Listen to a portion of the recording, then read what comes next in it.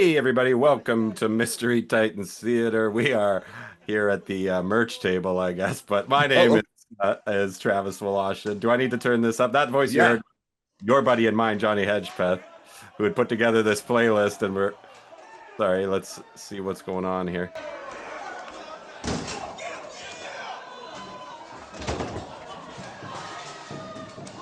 So this was Homicide and Hernandez, LAX with Conan attacking America's Most Wanted. The Latin American exchange. Okay. I should mention we have here our guest. We're not going to wait all 4 minutes, but we got with us because Kelly Nelson's like, good Lord, Kelly T. Nelson is away at the moment. His sister's in town, so they're spending some time together. So we have the Chief J historian Jr. with us, fellow member of the United Underworld, Robert Hawkins. Robert, how are you? Doing well, thank you very much. Yeah, and we are thrilled to have back with us again. We do it like around the same time every year. We start off the year, and sometime in the middle of the year, we bring on our boy, Mystery Titans Theater favorite, not Dr. Death, Steve Williams. How you doing, buddy? Better than America's Most Wanted is in roughly 2006 here. Hopefully better than the Steve Williams we all know. Yes. No comment. So give me some more info. So when they formed LAX and TNA, it was one of the best things they'd ever done, and it was Conan's militant Latin American group. All right, I see what you're doing. So turn this up. Oh yeah. Yeah, Moose has already mentioned someone calling ice. You can stop a revolutionary, but you can't stop a revolution. Let's go. Ryan, big fan of Braden Walker. You tried to get on us from behind, but earlier today, you found out nobody jumps LAX from behind. What? Man, I'll tell you that. This was there was a brief period where TNA was cooking. They had some great acts. Yeah. Like their Uncle Sam dummy that they beat up and hang with the noose. You might want to peep game. See, Like he's wearing a World Baseball Classic. And I'm sure you've been discriminated against. So I invite you to join us next week. Because he's a Canadian. And we show you how to deal with the white boy in this country. You see, the white Wait a second. man, the only thing that he respects is power. So next week we invite you as we go and burn the American flag to the ground. Holy shit. What is he saying? Imagine you're there for the Simpsons Ride of Terror or whatever, and you stumble upon this. I invite you to be part of that. It takes a nation of millions to hold us back and a company full of racists to hold us down, but no longer. You see, our flags, they stand for something. They stand for honor and dignity. That's right. The American flag is right here. The music video at the front, the imagery is Che Guevara. I saw that. Yeah. Can't believe what I'm hearing out of this guy's mouth. And next week, I'm gonna take this rag right here. I'm gonna spit on it. I'm gonna urinate on it. And then I'm gonna burn it. Órale, arriba la raza. Well, I don't know about if everybody heard that, but it's possible we might see Conan's penis next week. So stay tuned. That's what he comes out of from that. Young Joe. Yeah, PD took the part about the white man respecting power to the literal and found himself Scott Steiner to buddy up with. November 19th on paper. Oh, that's right. He was a little Scott Steiner. All right, we return. Yep. This is a day before my 8th birthday. So we're returning to Worldwide with the countdown to Starrcade 85, The Gathering. And this is only weeks away. We're almost there. Man, we've been going through this, I don't know, 2.5 years now, it feels like. Oh, yeah. There's not much left in this project. Here we go. I quit. Remember those words, I quit. You might have to say them. Well, David Crockett, I'm going to tell you what. I've been in professional wrestling for 10 years, and I've never quit anything in my life. And I've been in some rugged, awesome, down, dirty, nasty, horrible battles. And I've been in some of them with Magnum TA. And Magnum TA, if you think that all my training and upbringing since I was a little bitty baby is to get on in front of millions and millions of people. Get it on. I quit, and you're a You're crazy. You might be a better man on some given days, but not on Starrcade night, baby, because you're going to be the one that says, I quit. We're just going to have to find out in the gathering. Starrcade, let's go to the ring now. Because in the ring, There we go. the hour of midnight is coming. In his New Jersey Devil outfit. And it's going to be the hour of these men. Loverboy Dennis and beautiful Bobby, the Midnight Express.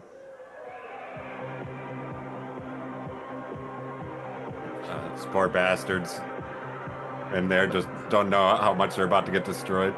Yeah. Well, I was reading something recently, and they said, that, yeah. No, I wasted no time. But they said, as vicious as this all looked, that the Midnight Express never hurt anybody. Really? Any of these jobbers. The Midnight Express, look at them. They were just that good. Yeah, the only one they ever heard is the guy that tried to put a comeback on him. Oh yeah. I there's no footage of it. Yeah. I've heard about it, but there's no footage of it. Or something like He's Wee Willie Winkins or something like that. Yeah. This man is an expert. There we go. But not Man. Damn. Chance to Brady. They keep such a crazy pace. This is George South. This young man, he's really a tough individual. And now And Dennis still has his Cocker Spaniel bandana on during all this. get more impressive each and every week. Now, I don't think we can really attribute any. He's a good boy. Oh no, it's like in the movie Cruising. I wonder what that bandana means. I just learned about cruising this week. Really? That movie, Oh. yeah. Oh, Cruising's been one of my go-to jokes on the show. I mean, for the years. concept you've known about for years. The Yeah, film. You got to see it. I've The never movie's seen it. I've never seen it. But yeah, you talked great. about Friedkin's. Oh, Freakin' talking about. I've read interviews where he's like, "So it was thong night at the pile driver." That's right. I found these guys that do like a 10-minute YouTube videos about movies that didn't age well, called This Age Great, and they covered that one pretty extensively. It was fucking amazing. Moose says, "Hey, Steve." Moose, Matt P. I don't know if you ran into him or not, but he was bringing you some bacon cheddar chips. I don't know if you guys ran into each other or not. I think you got bad food. Oh, Here we go. And the elbow into him. Now watch, he just rolls him over. Look at the smirk on Cornette's face. Yeah, I'll figure it out. You're not on Twitter anymore, are you, Moose? I couldn't find you. I like Bobby Eaton's Psycho Pirate pants. Psycho Pirate.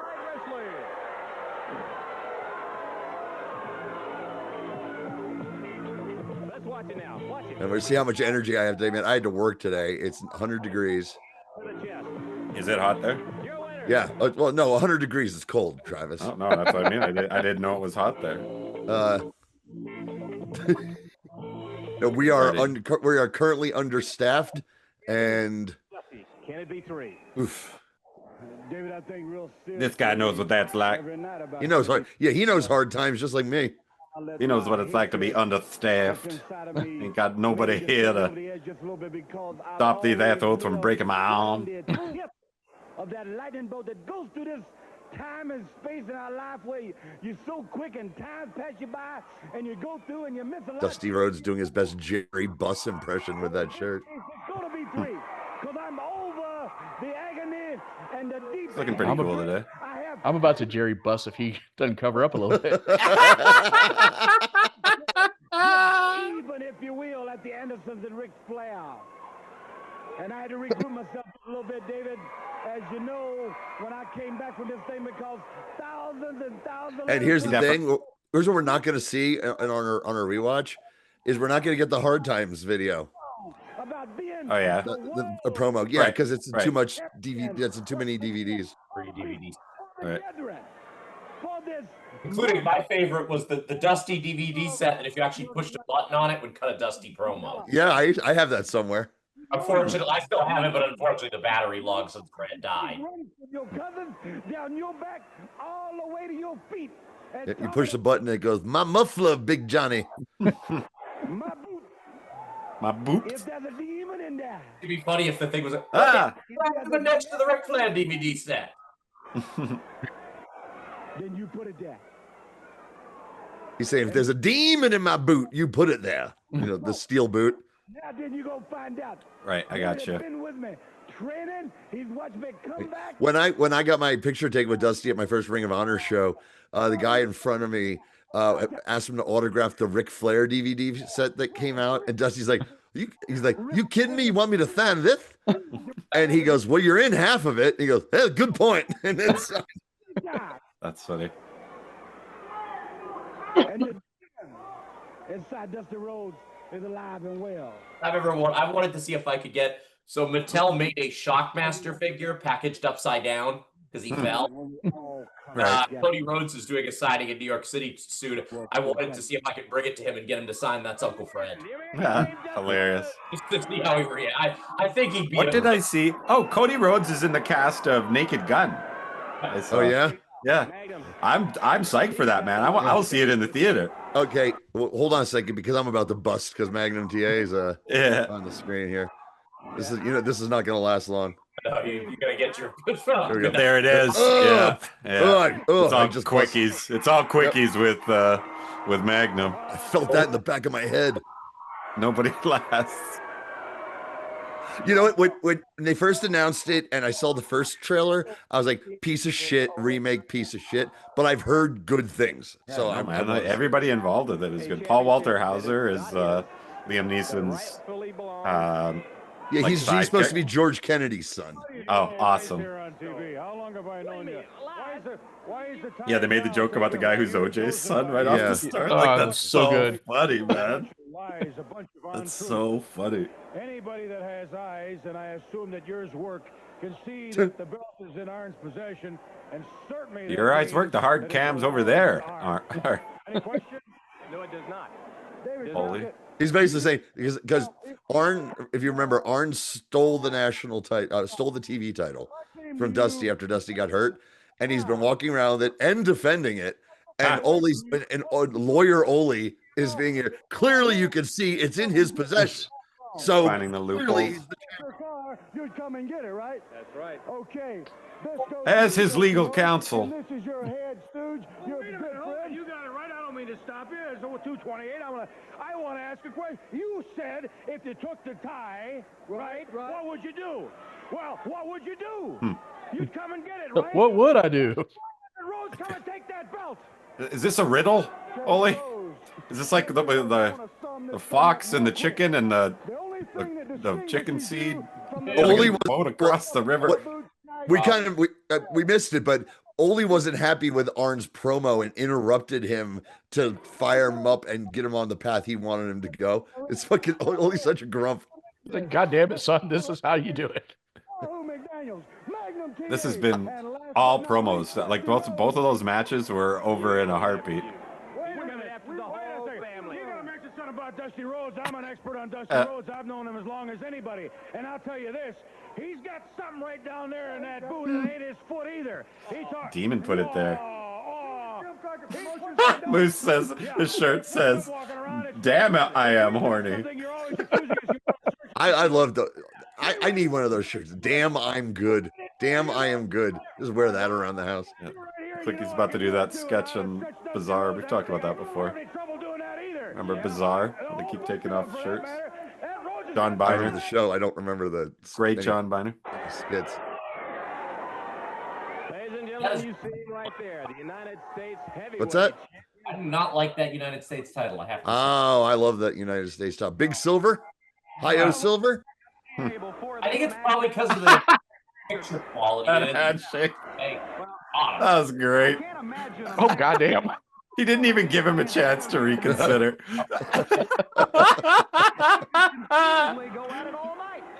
Fuck yeah, this is going to be over in a heartbeat too. He just killed him, man. Yep, and that's young Pat Tanaka. Oh, wow. Come on, Pat.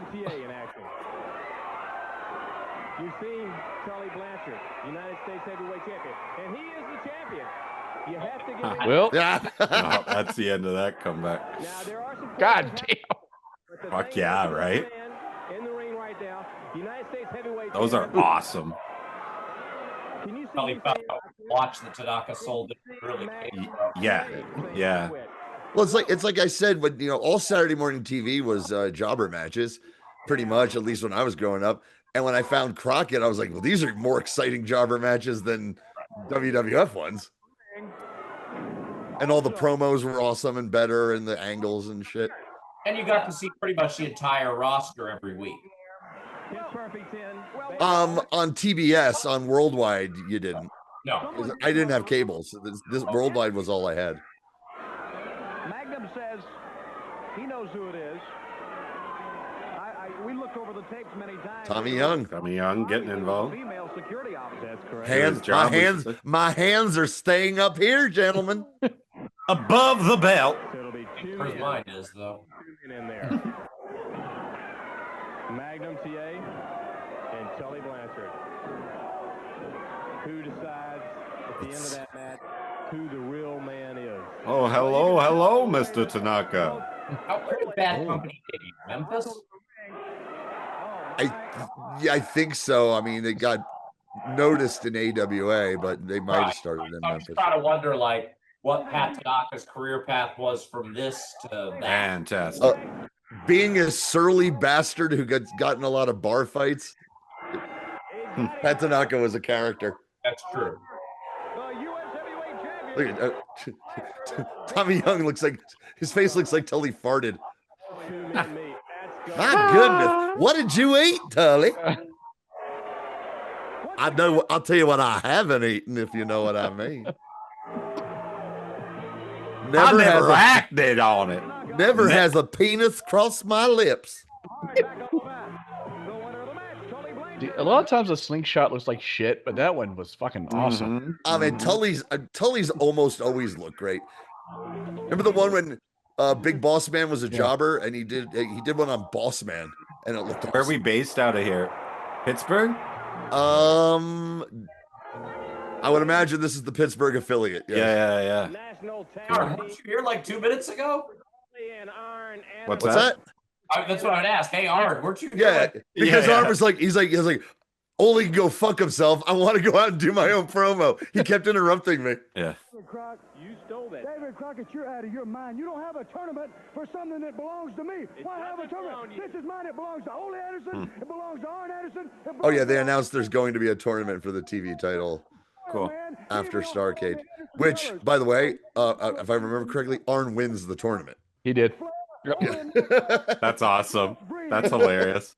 That's fucking hilarious. It's one of the great heel things of all time. They breaks Dusty's foot, steals his title. They defends it. Oh my God. They take it away, have a tournament, and he goes, "Listen, I was back here and I was listening to you again, Arn. And here's Flair." Wow. Here, turn this up a bit. Doggone boot is illegal, and don't tell me he don't have Doggone boot. Don't tell me that he just got his foot in there, because you know, and certainly I know, because I got wrapped upside the head by it. I know Dusty Rhodes, he's got a chunk of steel or some darn thing in his foot. Chunk of I'll tell you steel. what, he ought to be searched, he ought to be thrown out of wrestling, he ought to be barred. He put it in there, and you keep your mouth shut. He's walking around with an illegal weapon in that foot. He almost knocked his brains out. Rhodes, that boot should be banned. You're trying to hurt somebody, and I know who it is. And my friend, you're jumping on the three wrong guys. Because I guarantee you, if you walk that aisle against us, we're going to take that boot and both legs this time. Woo! Fantastic. As I was saying, he keeps getting interrupted. He keeps trying to want to get back to it. It's like they've just been ribbing. They've been ribbing Arn the whole show. Yes. Hey, Flair runs in, cuts a promo, and leaves. Hey, here's life of the party, Don Kernodle. There ain't been enough Kernodling tonight, I was thinking. He does look like he's on his way to a swingers party. Yeah, to Kernodle the fuck out of some aging housewife. Hey, don't knock it till you tried it, pal. Oh no, I mean, Kernodle's got his finger on the pulse. And the other finger on his nostril. Yeah. Champions, And I guarantee you on Starrcade 85, they will be the winners, and they'll come out. He's with a so world- pitiful at this point because he was like a big star for a while, and 85, there's been nothing. And he's kind of a nice like, I'm going to be in the Rock and Roll Express's corner against the nasty Russians. Remember me, Don Kernodle. Here we go. That leather hat. I need one of those. I guess. I mean, like, is that like a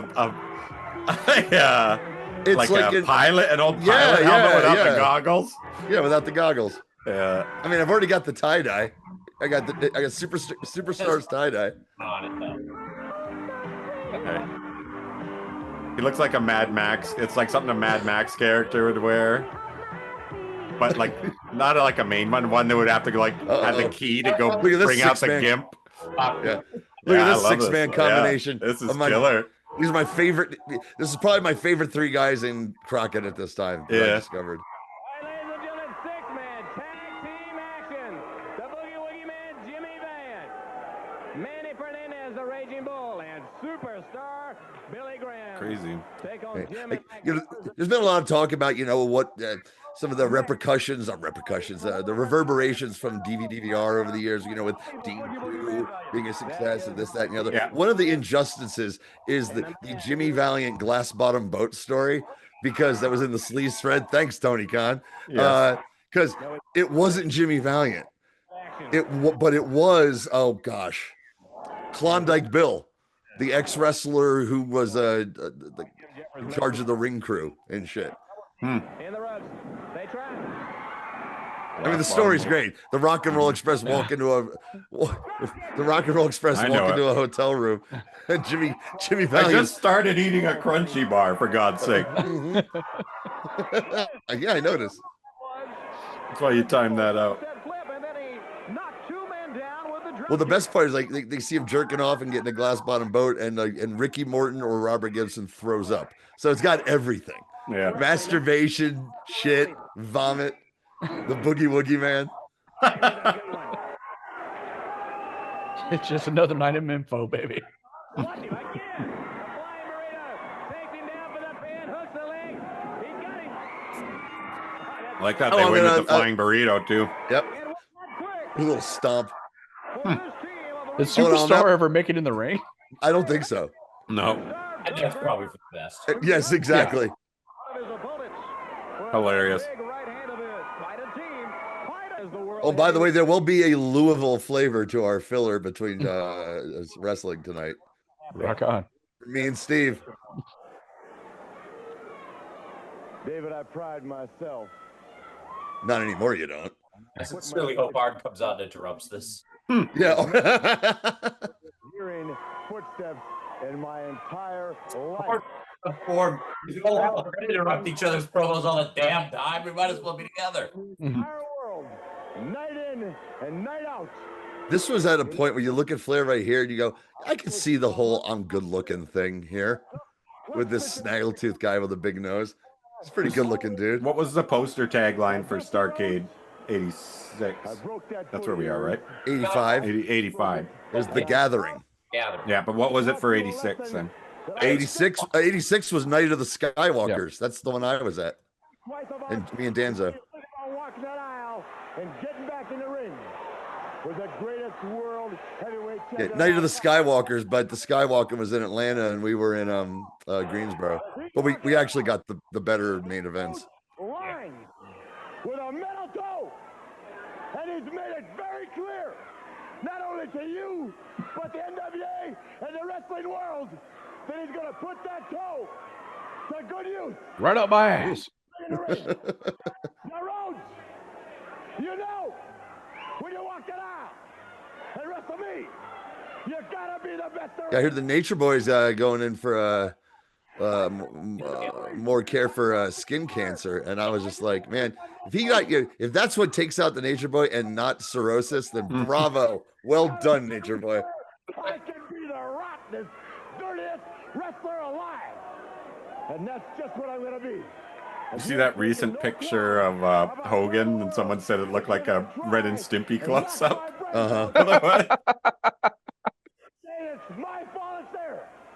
That I'm making no qualms Hopefully. about telling you. They're both on the David Crockett, beating up on the to the finish line. Fire NWA. Yeah, Hogan. To me, I feel bad for Ric Flair. I'm just like, look at you, Hogan. I was like, fuck that guy. Yeah, I don't know. That you never, never Flair did probably more helicopter spins than he should have as well. Okay, that's what I'm not saying he was a fucking saint. Yeah, or anything. yeah, yeah. I'm saying like Hulk Hogan. I'm like, well, you know, at least Ric Flair's downfall is his own fucking like psychosis and alcohol. He's not the biggest liar in the world. There's that's a good looking belt. Yeah. Yes. Yep. A guy was selling one of matches those. my Ginch. A guy was selling one of those 2 hours for me last summer, and I hate myself for not making that drive to pick Oh it wow. up. Oh wow. How many belts do you own, Steve? More than an adult able-bodied man should. I've seen some of your collection. I think you've shared it before. It's pretty rad. I think I'm at like 8 now. Dope. Well, 24/7 rule is always in effect. No, he's like Sasha Banks from the and we can't see it, but from the waist down, he's wearing a thong like a. Oh, I'm sorry, he's a Mercedes Monet, right? We're not supposed to call them by their slave names. This,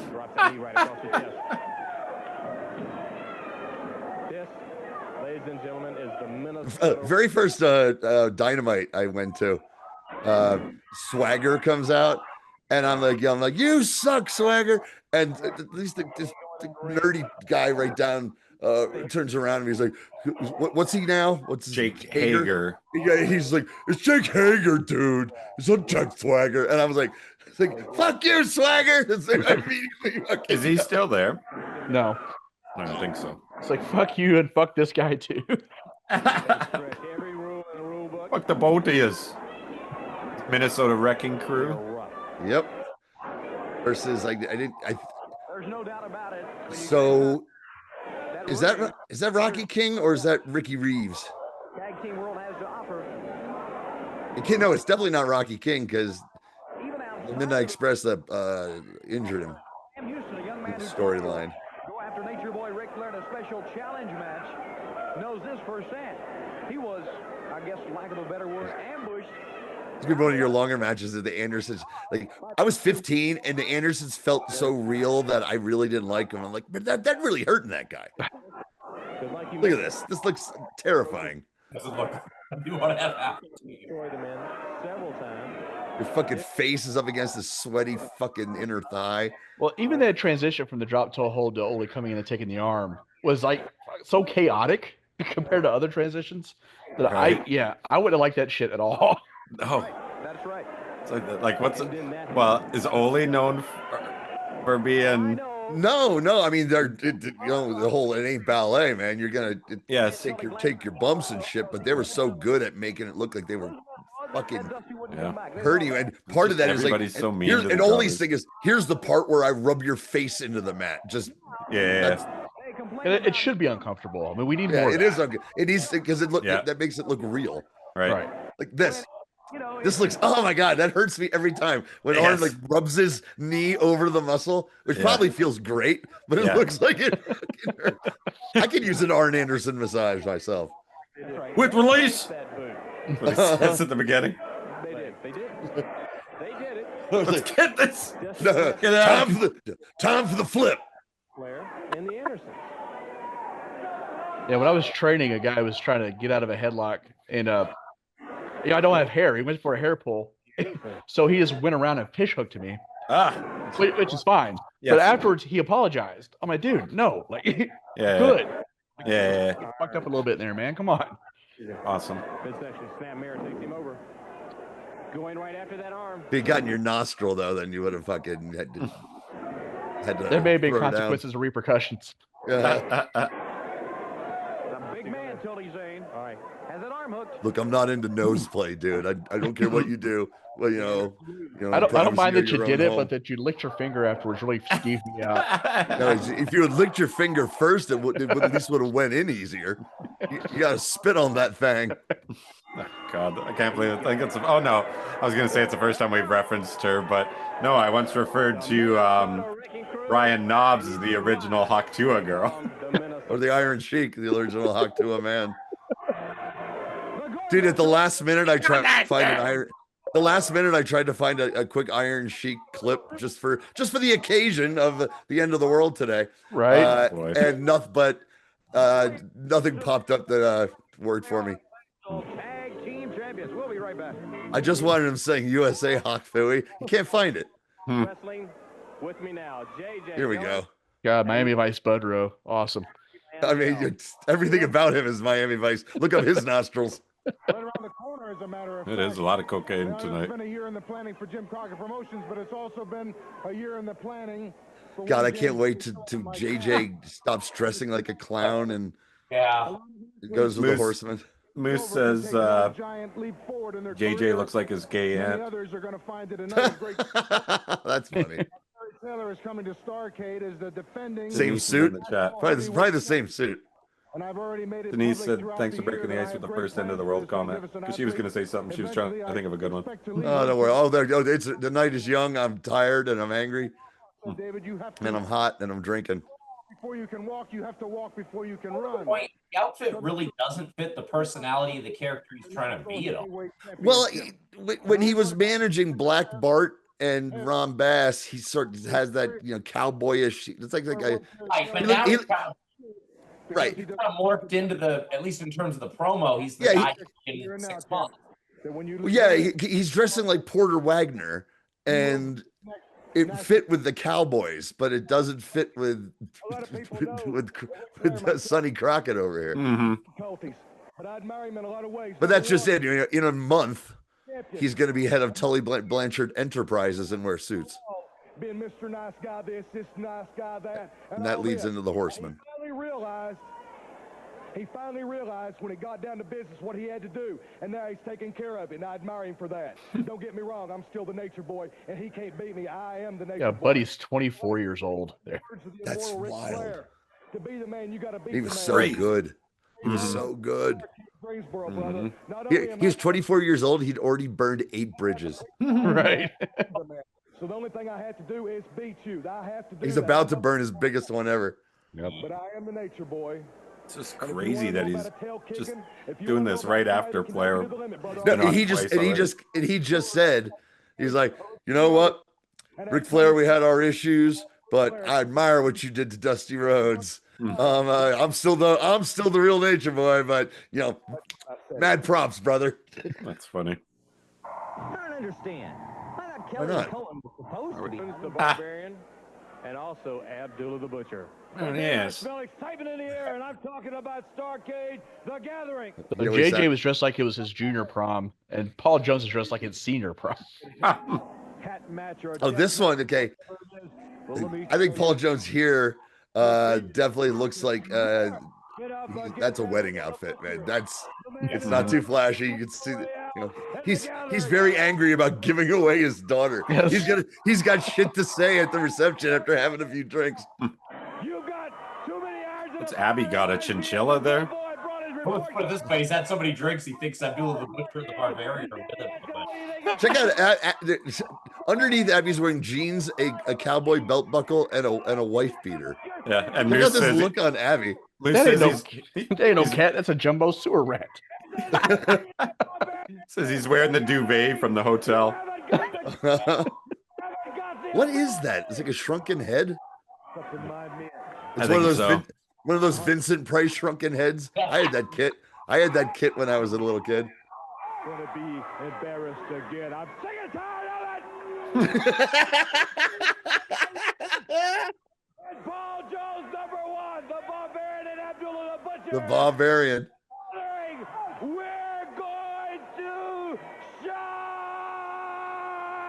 I know what it is. It's the tip of the Darth Invader. That's what he was holding. You heard from Paul Dude, Jones. that was perhaps the greatest Paul Jones promo Yeah, It really of was. all time.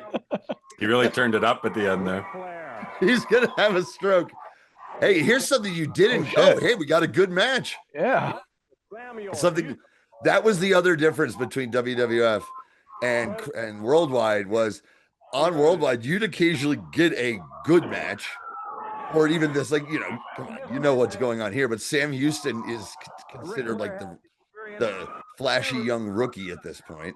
But Sam Houston has absolutely nothing. We'll see how he does, but One thing. like when the Rock and Roll Express beat the Koloffs for the tag belts in their first match, that was the entire Saturday morning show, and I was like, "What the fuck is this?" It's definitely a lot less predictable and a lot more. The problem was, I think so many people. What's that? And not as good, I don't think. I get the nostalgia, but just in terms of it was much more same thing every single week. The WWF in New York, you mean? Yeah. No, I mean the TBS show, Crockett's TBA. Oh, the TBS show maybe, but Worldwide was. That's what I'm thinking is that a lot of fans who didn't see Worldwide, but they've just seen Saturday night, they go, eh. Well, it's also it was a difference. It was studio wrestling. And Worldwide, what I loved is all the crowds were crazy, and I loved the sound the ropes made. Right. Like the first time I heard it, I was like, "Are there like are those Hollywood beans inside them? What is that?"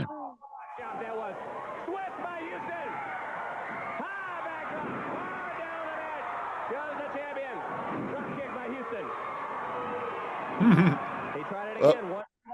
Once too often. Ric Flair was ready. Hey, Sam Houston was ready for that also. I used to love the Saturday nights because, like I said, I didn't have cable, so most of my memories of like nights where I'd sleep over Danzo's house, and then I'd get to watch it then, and we'd fucking backyard wrestle or wrestle in the living room, knocking shit over. Well, the things he has done in the Him past, putting you in the figure, you let him put you. And the thing is, you let him do. I'd always let him do it because I'd always try to do like, "Hey, we're wrestling," and Danzo would get you in a hold and figure four and make you fucking try to quit for real and try to hurt you. You're working and he's shooting, brother. Yeah. right. Watch out. Ooh. I would just grab our King Kong Bundy LJs and Well, my finisher was the only way to break it.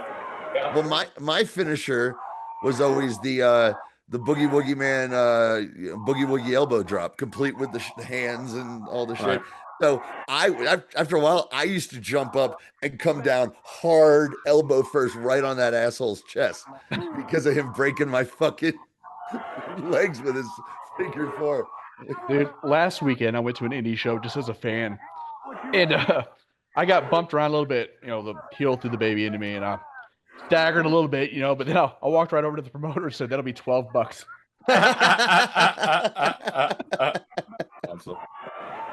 He's like, "Who the fuck are you?" Again with a chop. Picks him up now, pulls him in. So they treat you like a big shot out there, Steve? They actually did. Yeah, it's they have ideas for me for next show. I've shot them down. Nah.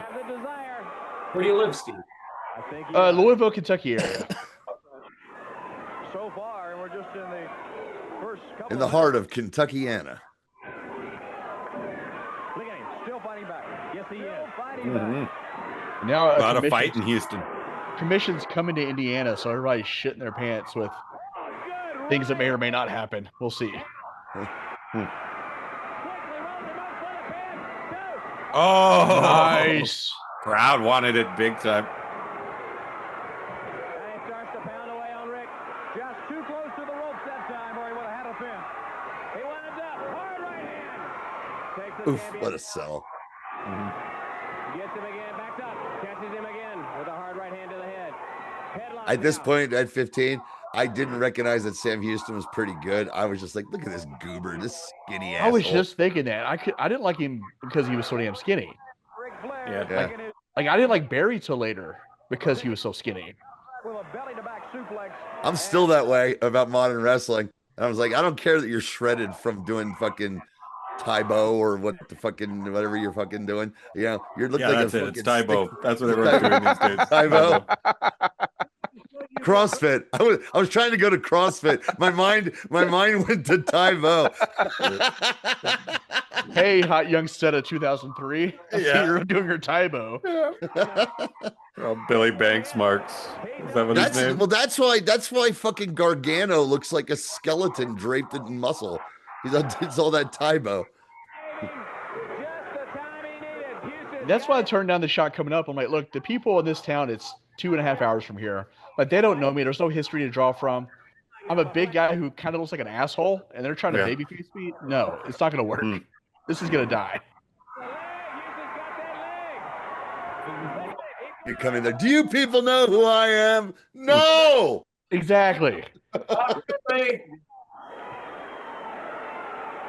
Yeah, you come out in that Bang Bus t-shirt. You'll get them on your side like that, man. Yeah, the drive from Interstate 65 to this town, it was a fucking son-in-law. Is what it was. Just I passed a club called Bill's Dance Barn. What the fuck is this? What was the name of the town? Was it in Kentucky or Indiana? Spencer, Indiana. Okay. Bill's Dance Barn. See, I have I have a huge familiarity with everything around Louisville, but no idea what's going on across the river. Prepared, and well, once again, that's why he's the world champion. What's that, Robert? You're breaking up. I can't hear you. I can barely hear you. Sorry. He's giving Sam a lot. I know. Oh yeah, like too much. Okay, Flair's been accused of doing that with like George South and shit, but this I don't mind it because Sam Houston, he's fighting Crusher Khrushchev at Starrcade for the Mid-Atlantic title. So make him look like sort of credible. He's been established as a guy as one of the winners at this point. He's got him out for that suplex. That was me and Danzo's name for him was winners and losers. Yeah, this is. Moose says Steve has hot tub privileges at Castle Cornet. Said it twice, even highlighted it the second time. Lock that figure four. He's got him in the center of the ring. Now, Jim mentioned one of my tweets on his podcast, and I'm like, oh shit, if he's seen that one, he's seen the others. Probably laughing about him. That's it. Motherfucker ain't lying.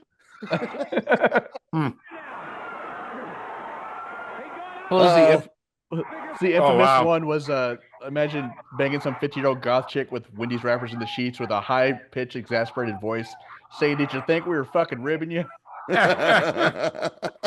Oh my god. Oh, here we go.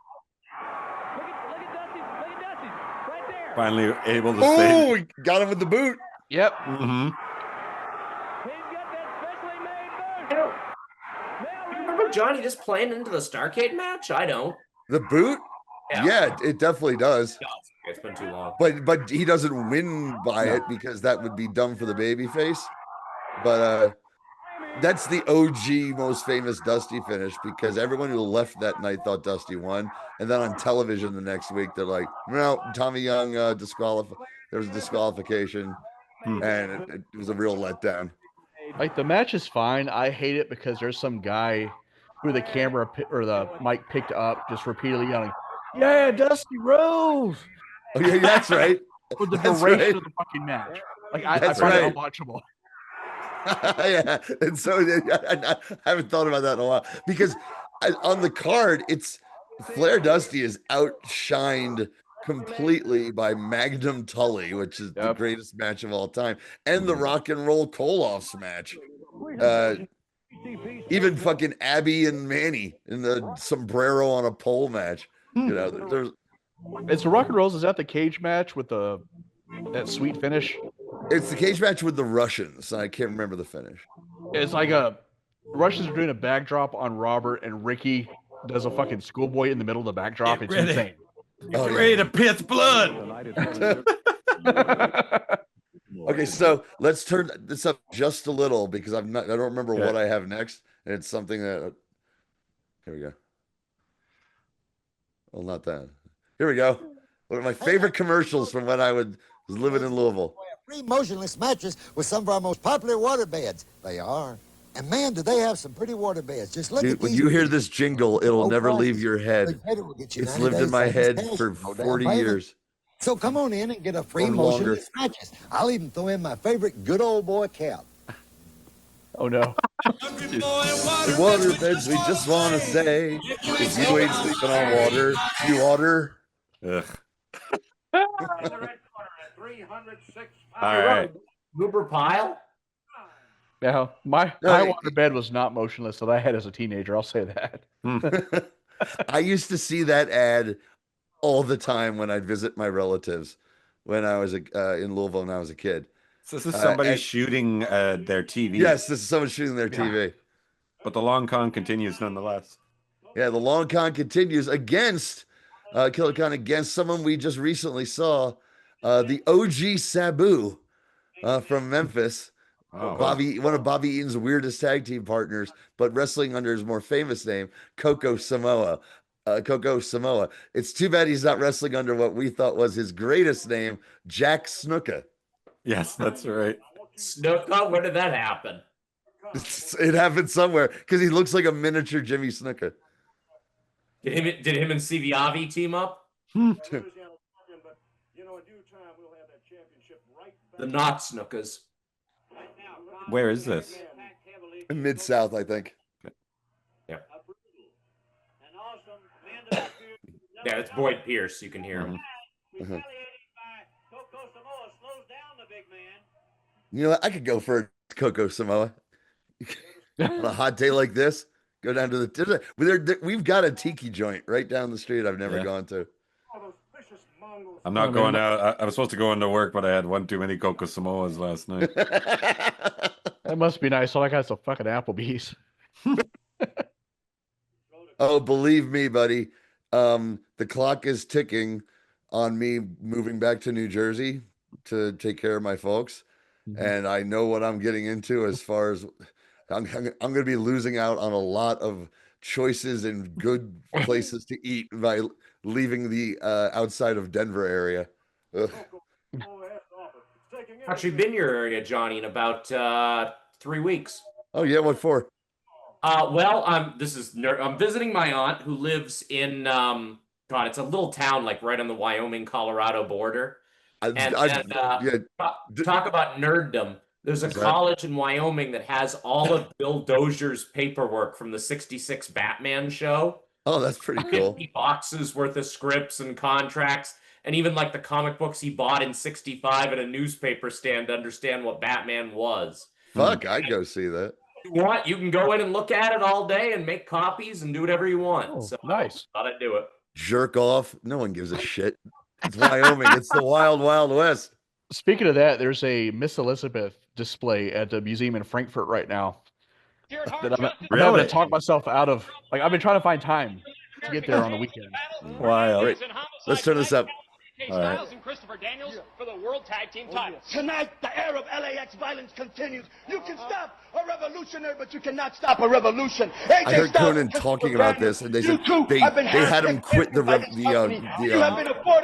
revolutionary stuff. Just like this white boy Gringo Nation. After a while, because it was too edgy. But we're not going to sit around or stand around anymore. We're going to take what's ours because you put us in a predicament where we've had to fight for everything and struggle for everything. But tonight, we're going to fight with that passion and ferocity, thinking of only one thing, getting back at you gringos that have done these things to our Latino nation. Hoy, esos campeonatos regresan a la nación latina. Órale, arriba la raza! Hell yes, son! For years and years, the gringos of white boys turn this down a little, but okay. You've stolen our land, our territory. Get the music video. You've tried to enslave our people. You've tried to humiliate us. But now we're what year is this? 2006, I think. Yeah, because they had Angle earlier, so yeah, it's very late 6 or 7. From here on out, we're gonna start taking things. Is that R-Truth? Yeah, Jay Ron Quick? Killings. No, he would have been Ron Killings here, Ron right? Killings, yeah. Only 22 years ago, Ron Killings would be the hottest thing in wrestling. I'd have thought. Yeah, crazy. Funny. And that's what we are. We're crazy. We're Latin. Here we go. We're all over. AJ Styles and Chris Cannon. Yeah, Hernandez was one of those guys like Mike Awesome. Like, he was huge in TNA, but if you would have put him in WWE, there'd be like 7 guys bigger than him. Oh, yeah, dude. Me and my buddies went to this fucking all-day, what felt like deathmatch show in Denver. That was maybe one of the worst shows I ever been to. But the one star they got into being like the multi-man match at the end was Hernandez. They managed to fly him in. Oh, and that is nasty. The Gringo Killer. Okay, Homicide's move is the cop killer. They weren't ever going to let him call it the cop killer, so they called it the Gringo Killer. Jesus. They're signing the contract in Chris Daniels' blood.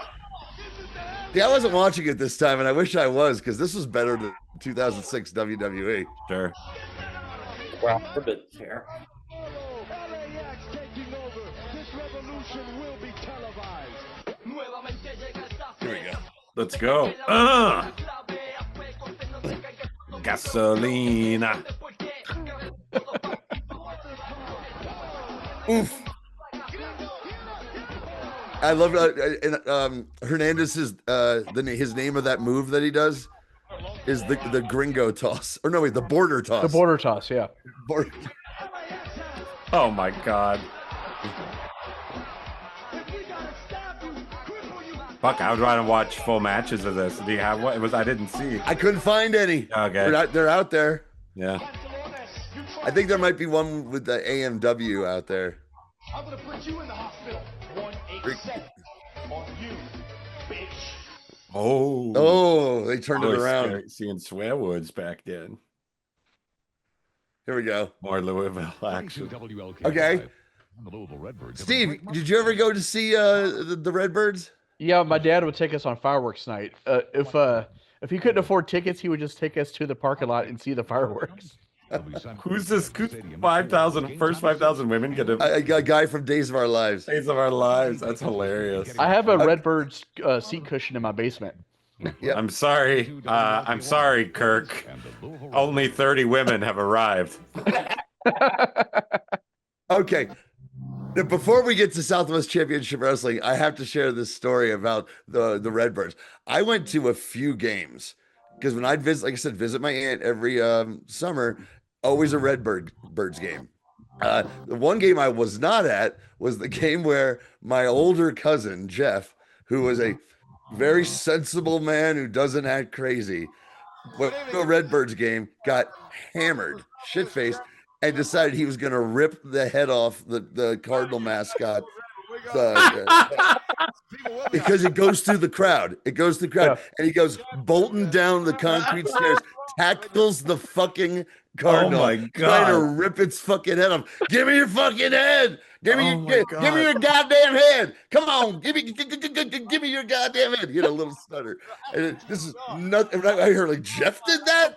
I'm like, I guess I can see it because I love Jeff. Thought he was the coolest motherfucker in the world, but he never ever acted like that ever. I was like, God, I wish I'd seen that. And of course, he got kicked out of the game. My dad and uncle got kicked out of a game together once for fighting cops. Okay, well, wow. They did not try to behead the mascot, though. Okay, well. So I just randomly picked it. Yeah, I randomly picked another episode of Southwest, and and I didn't really watch through a lot of this one, but we've got Luthez and was it Tiger Conway Jr.? Well, I don't know if you guys noticed, but in that opening credits, there was Backlund and Morales against the Samoans from J-State. Oh, yeah? That was like 10 seconds of that match. I'm like, I don't know how they got away with that one, but... Lou was in town for barbecue. There just happened to be a wrestling show. Uh-huh. Mexican, whatever you want to call him, he can handle it, and he can tell him exactly like it is. And when rough gets going. Okay, because we saw a Manny Fernandez there. Right. And he cuts a promo, and Tiger Conway just goes, he's like, he's Mexican or Latin or something, whatever he is, he's telling you that. He might be Mexican, but he's Mexican as far as I'm concerned. Yeah. But this is one of the reasons I just said, okay, the still image was, I don't know if it's this team or not, because there's just one of my favorite fucking ridiculous tag teams of all time that is on this show. And you can see for yourself this Tully and Gino. Oh, Tully and Gino, the dynamic duo. The World Heavyweight Tag Team Champions. That's almost too much heel. These two as a tag. Yeah. It's a heck of a match, though, for TV. And they're going to go against Tiger Conway Jr. Oh yeah, Southwestern would have a. I guess who's the guy on the outside? The world's champs, the seat you've occupied. I got to tell you, That ref needs to calm the fuck down. Yeah. Listen, you motherfuckers! I've had enough. Right, let's go. Like he's look at him. He's trying to go toe to toe too. Oh, he's coked out of his mind. Yes. He's hilarious, man. It's Mark Hamill, and he's fucking high as a kite. He kind of looks like David Letterman. Maybe they had a kid. Yeah. Top 10 reasons you don't leave your coke bag out around me. Very swift, and he gave Fernandez a problem just a moment ago. Oh, sweet referee shirt. Yeah. All you want, Lou, in a very short period of time. Jeez Louise, he took the long way. Like that was ridiculous. There was no need for him to run across there. Okay. Now I can't. That's all I'm looking at. That's all I'm looking at. It's all I'm looking at. Referee is something. Oh fuck. And he looks like it's a shoot. He looks like he's maybe like 19 years old too, man. But I bet you he's training there, right? Like with somebody. His obituary called him a wrestling hopeful. Yeah. All right. Be wrong, but I bet this is Aubrey Edwards' favorite match. Yeah. This guy is not making it about himself. He's just. I don't know. He doesn't know any better. An obituary that ran no later than December 1983. Yeah. His partner Tony Torres. Watch him, Tony. These two are tough. They're world champs. He's just trying to do his best to stay out of the way to him. He's just making weird choices. He jumps so much. He looks like the boss from Grace Under Fire. I was just thinking about that show the other day for like the first time since I don't know, what was it 1997? Was that on? Yeah. They've done their share of winning. And we can't criticize success. I remember my ex-wife and I really liked it at first. We're like, this ain't bad. What's her name? Something Butler? Brett Butler. Brett Butler and Brett the Hitman Butler. Yeah. And Dave. Dave Thomas was in that. Dave Thomas was on that, right. So that makes everything good. Get out of the way, idiot! Oh, sorry. Okay. All right. Sorry. What do you want me to do? Okay. He's never seen a wrestling match in his life. No. He's a commission ref. Well, I think I'm out of here. What your two corrupt cops are gonna have to do after the show is check out what the hell's in that guy's bag. Time and time again. Hey, who you calling corrupt there, pal? Well, I mean, we're all pretty fucked up. Hey, no. But it's not going to do any good. Manheimer didn't say it. Hey, come on. Don't you know what country we live in here now, pal? This guy can't. Every single person. Put your mask on. Put your mask on. We're going to disappear this motherfucker. Okay? Yeah, I think that's kind of what I was talking about. But here we go. Every single person in this match looks like they've been in the precinct on Barney Miller at some point. Or so does the audience. Yeah. Was so sharp years ago. Commonplace today. Getting his steps in, this ref. All right. The new era is here. I need to see if Barney Miller is streaming on anything, because I could just put that on in the background forever. Yeah, a friend of mine, speaking of streaming, mentioned an Image Comics documentary. Have you guys seen it? I have not. Maybe. Robert or Johnny? No. I watch a lot. I watch so much of that stuff that sometimes kid in the front. The Tiger Conway Jr. is a house of fire here. Now he starts on He's selling from Tully, yeah. Neither one of them know their name. Jeez, this ref. Tiger Conway Jr. that ref's like Tiger Conway Jr. is doing everything he can to get everyone's attention away from the dancing referee. Mm-hmm.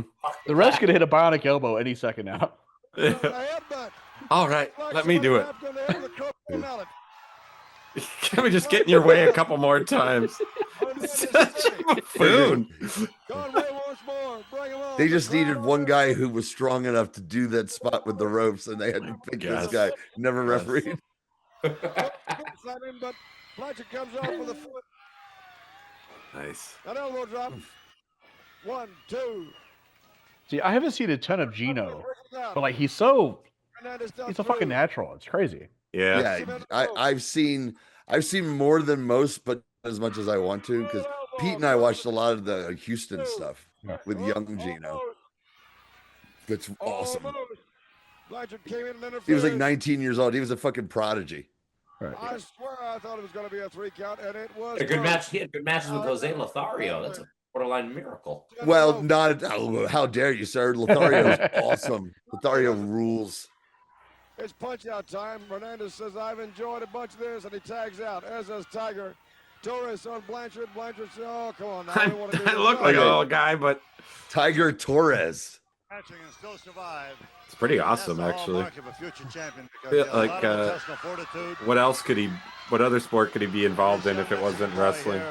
Tiger Torres. With a name like Tiger Torres, yeah. Well, it's kind of rough. I mean, male stripper, but I mean, come on, look at the guy. Stay in there.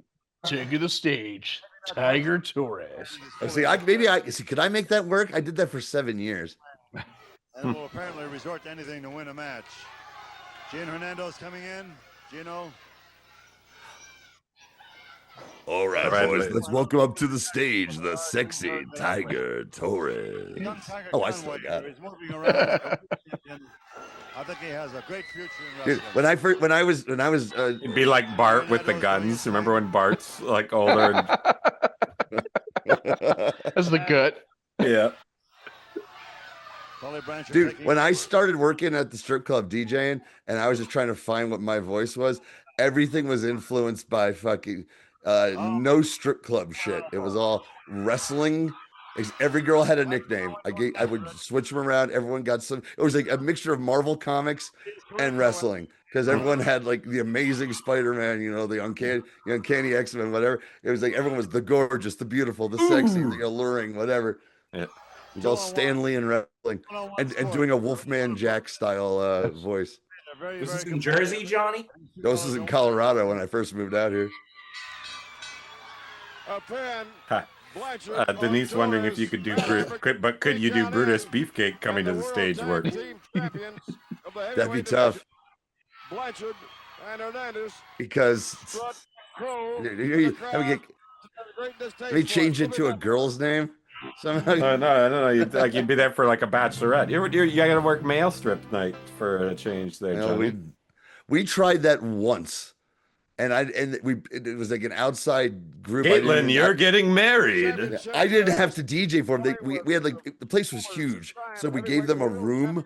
Like, hey, it's gonna be ladies' night at the bus stop. You ladies come down to this room. Nobody fucking showed up.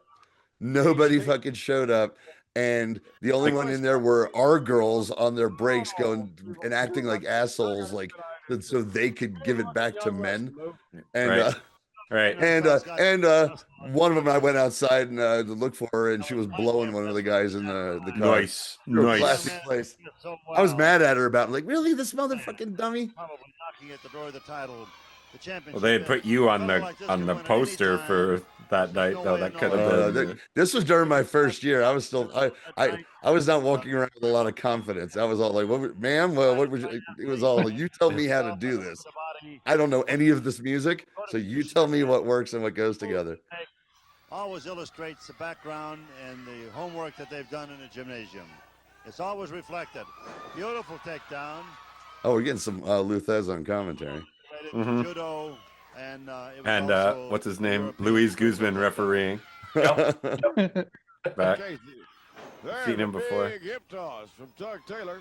I just saw Louise Goodman on an episode of Poker Face, which is a great show. Yeah. And he got big. He's a big boy now. Casey had draped to a leg through the rope. Little knee drop. Well, this man looks like he's a little. Yeah, I don't think I've seen him since the days of I Love the 80s or 90s or fucking whatever.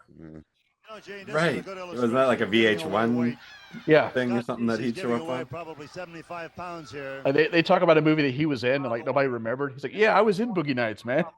Oh, I don't know how you could forget him in Boogie Nights. He's one of the funniest things. Who is Mr. Texas? One of my favorite things in Boogie Nights is when he's like begging to get involved in the movie, and then they're showing a shot, and he's working as a bartender. They got him like, Yes, he's yes. in the movie. He's in the bartender. It's like, it's one of the, and there's no mention of it. It's just like, oh, Yeah, okay, put him in the movie. It's so funny. Me on Nationwide TV. I study. Now, the smaller guy is Scott Casey, right? Yeah, that's Scott Casey. I have no idea who the fat schlub is. Yeah. And I don't know who's screaming. I study my opponents. That's because I am a Class A guy. I am number one. Class A guy?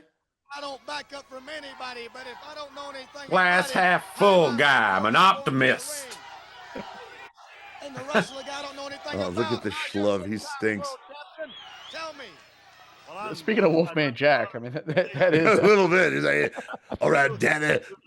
All right, daddy. Yes, what do I do now? Throw me into the turnbuckle. How's that, daddy-o? Oh. Go home, daddy. I want to thank Married with Children for asking having him on their show, so I knew what he looked like. Yeah. Oh, he's in American Graffiti. That's it. But no, I remember seeing him on Hollywood Squares, like shit like that. I was a huge fucking fan of Wolfman Jack. Yeah, that makes sense. I was just like, because I was obsessed with radio personalities.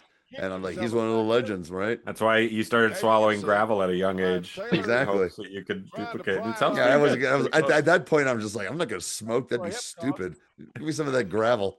And when Taylor comes, I mean, you're coming. Wait, okay. When I was going to the University of Louisville and working at the college radio station, one of the big DJs from one of the big stations. These guys are strong. Jesus fucking Christ. Crazy. But one of the DJs with a name from one of the stations got visited, and like someone asked someone like, "What's the advice? Can you give some advice about getting a good radio voice?" And he goes, "Coffee, booze, and cigarettes, kid." And that was his only advice, and I took it to heart, and it served me well for 7 years at the strip club. Thank you, Mr. Coyote Calhoun. I appreciate your work. I can't remember his name. He was like. He was like an edgy guy. But there was no edgy in Louisville in 1989. No. The ball game is pretty well over. There was a morning zoo type guys that were. Yeah, I remember. I think it was QMF had the guy's name is Rocky and somebody else. No, I remember their Rocky and the Dong. Well, no, their big bit was where once a week people could call in and say to their boss's name, like, "Hey Phil, bend over," and they play an explosion sound effect. There's some shit. It was late. I'd already been listening to Stern, back home, and I'm like, this shit sucks. Dude, Stern didn't make it here till 1997. That's crazy. Gene Kelly back with Lou Fez. Gene Kelly. Wow. Anchors do anything. We got this ref back again. He's going to explain the he's rules, a regular of professional wrestling. He's a regular Gene Kelly in the ring. Yeah. Just moving around. He is like kind of like Buster Keaton. They're like, if Charlie Chaplin was forced to referee a match and had no idea how wrestling worked. Is definitely the. You say Putski? Yeah, it is. Holy shit. Yeah. The man has an unbelievable body, unbelievable power. Someone left an apple out in the sun way too long. He is really an on guy. This fella could. Ivan Putski's one of those guys that bought a pair of trunks in like 1968 and just never upgraded. Yeah. He just kept getting bigger, and the trunks stayed the same size. Yeah. Hands on him. He wears them to just takes his pants off and goes out there. Okay, so this lanky asshole is Larry Lane from Montrose, Colorado. And, the lanky asshole, Larry Lane.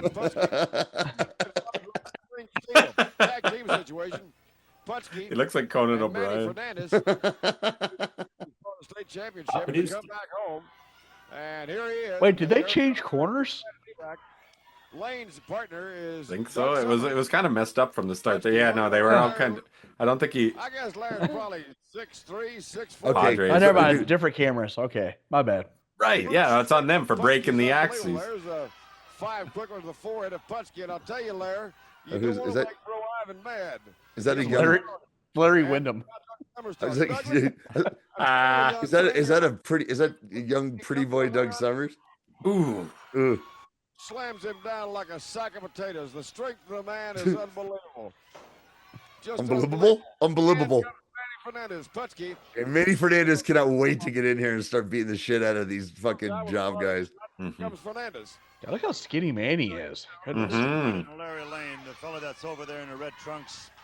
He's a fan. Larry Lane. Larry Lane's the guy in red. Yeah. The lanky asshole. We're well familiar with him. Yeah, he keeps running into Superman. Very, very well. And I talked with him several years ago, and he was enthused about wrestling. Now he's turned into not only a rough wrestler, but many times It's Lois's awful cousin. Little short fire. Who figures it out in 5 minutes, but never is too stupid to know what to do with it. Not got an arm bar on him. Do you see? For some reason, it's been getting shared everywhere I am. Phil Hader's impression of Conan O'Brien. Really, really funny. He like sets it all up. He's like, "Hey, you kind of do this, and then you go, how's everybody doing? 2 2s is 4, 4 4s is 8." Conan's like, "Wow, that's uncanny." I like Manny's wrestling ability. But I think he's gotten to the point that he likes Manny's gear looks like from the Wonder Woman movie with Kathy Lee Crosby. Oh, yes, it does. Funny, Larry. I see. I knew Robert. You were the only one on here who was gonna know what the fuck I was talking about. Thank you. I'm glad you're here. Thing that was ever made. The Bill Dozier pilot's even worse if you've ever seen it. What year? 75, 66. 70. Yeah, I think you're right. It was not. It was only a couple of years before the Linda Carter show. That's what I was gonna ask. Yeah. Fernandez. But the earliest Wonder Woman thing was a pilot from like '66. It is so insanely sexy. Sexy or sexist? Yeah. Why not both? Hey, what's it? I'm not saying. Can you have one without the other? A little. Come see, come saw, right? I mean, that's kind of the way I like it. Oh, that was rad.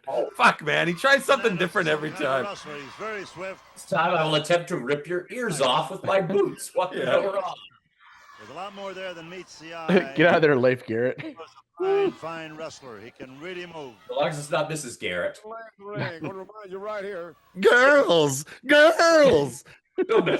All the wrestlers available. That lanky asshole, Larry Lane. You don't want to pass it. He's not terrible. He's not terrible at the moves, but he's got the charisma of like a 6th grade science teacher. Standing by. Don't talk to my students like that. Putski, that's got to be some kind of tough tag team situation. I'll talk to him any way I want, you lanky asshole. Lane and also Fernandez are exchanging some beautiful takedowns there, and they have a lot of wrestling expertise that really doesn't meet the eye of most laymen. Layman. I beg your pardon, Lou. I said layman. End of the turnbuckle. Layman. A chop. I have to say, the refs do it. It is Doug Summers. I do. I reckon. Doug Summers is one of the most unpleasant-looking wrestlers I ever saw in my life, and which made it even more funny when him and Buddy Rose were a tag team, and he's Pretty Boy Doug Summers. He picked that name fully knowing he's like, I'm an ugly motherfucker, and this will piss people off.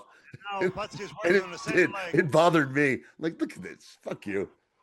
I don't envy Putski's opponent, is all I can tell you. I never envy anybody who has to wrestle Ivan Putski. Completely correct. Putski. I love Putski. When I said Larry Lane used a lot of amateurs, I did not mean to indicate the man was an amateur. He is anything but that. He is an excellent wrestler, but he was an amateur champion, and there's a throwback that occasionally you see it, Larry, as he drops on the head of Putski. And Larry, he'll get there eventually. Larry Lane looks like Andre when he comes in there standing next to Putski. This motherfucker is tall. Andre and a Chihuahua. Full body slam. Putski. No, he's more like a bulldog.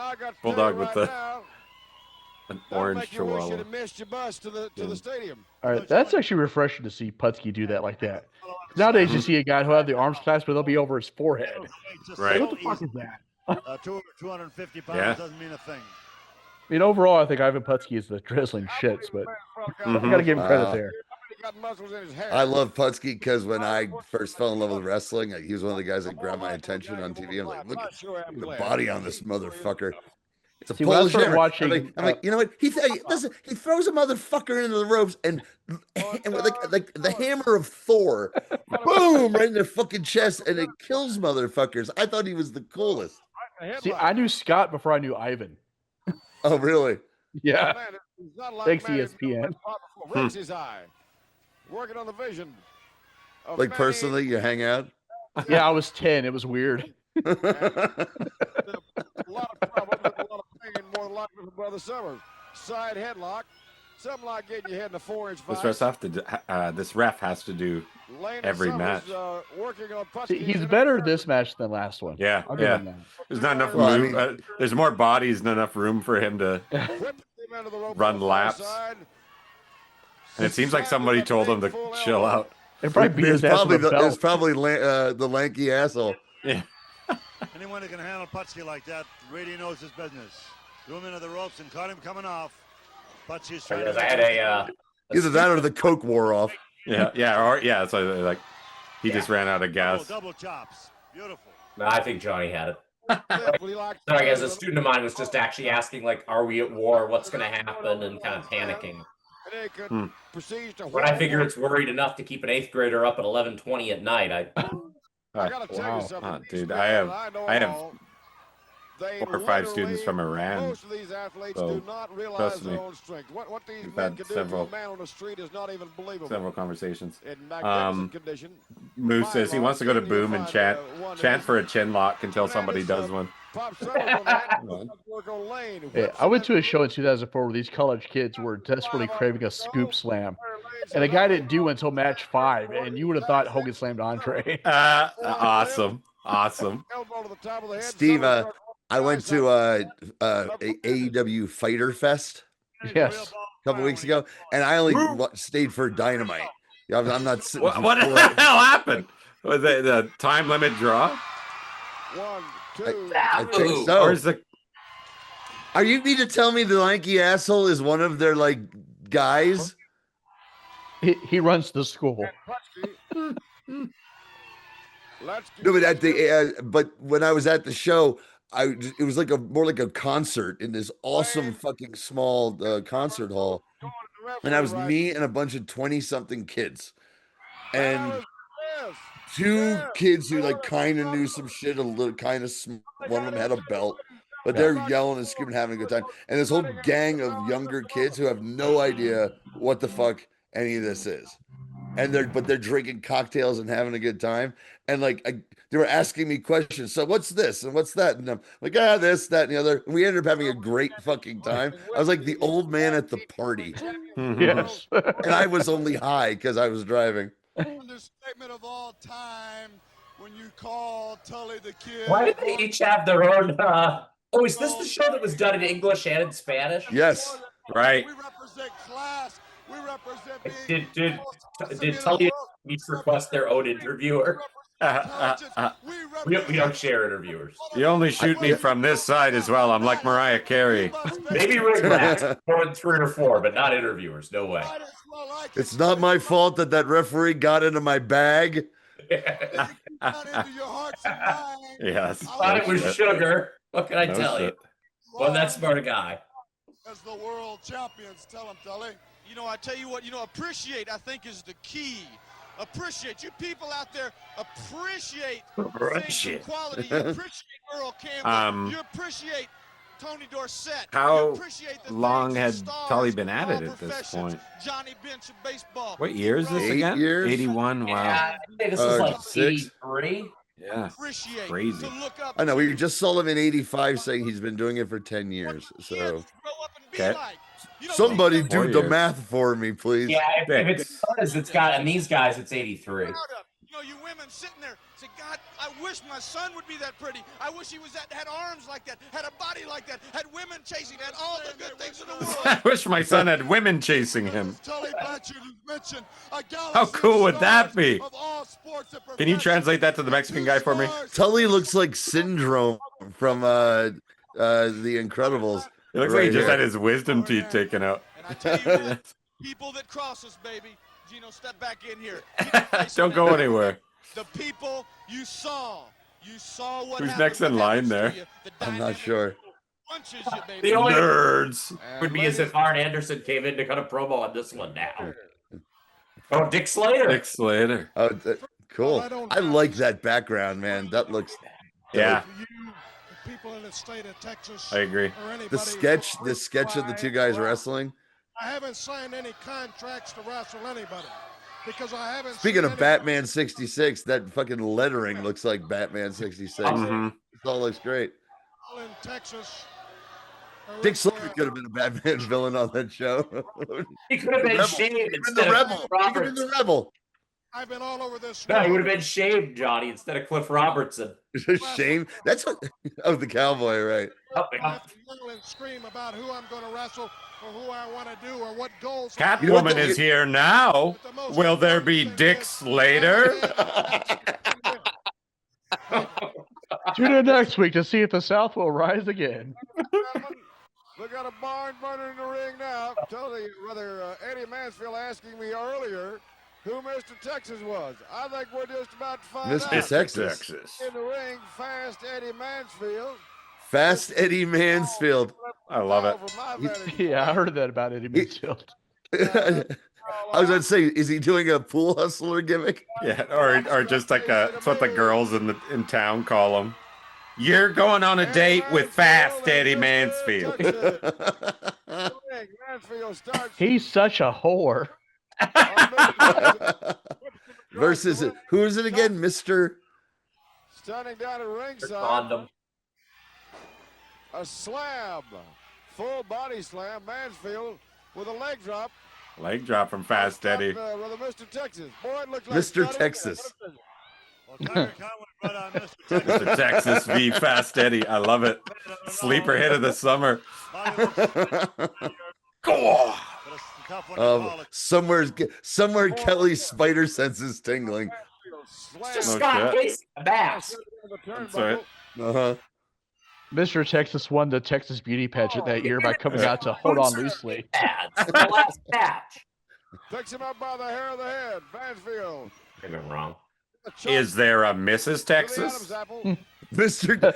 There sure is. Miss Texas. Unidentified Mr. Texas. Oh my Mr. God. Texas is a mummy. He just, Changing fist. he does. I saw a terrible joke today. There's a person saying, me approaching a sobbing woman. Is there a Mr. Carriage?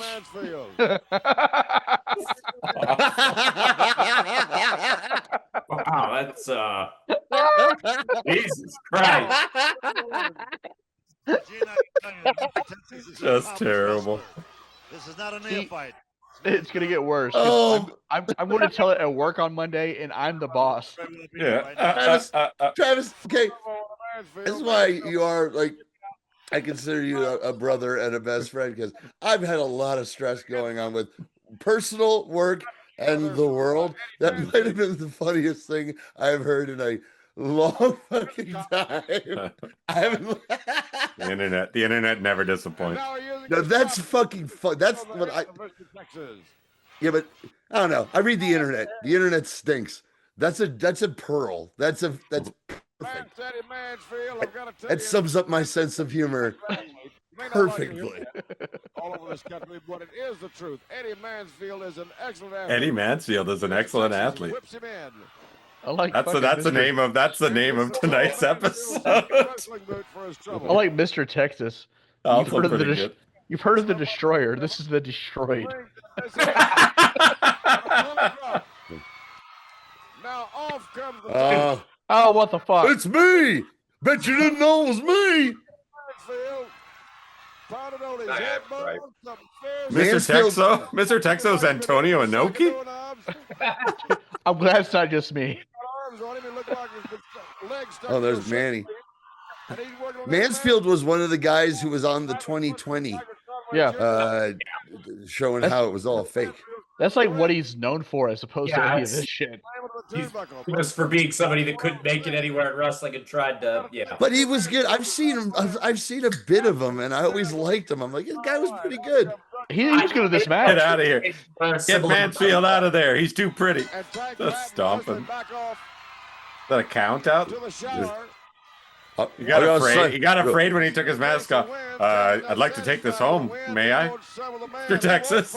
That's just it. When he has his Mr. Texas mask on, he can see the future.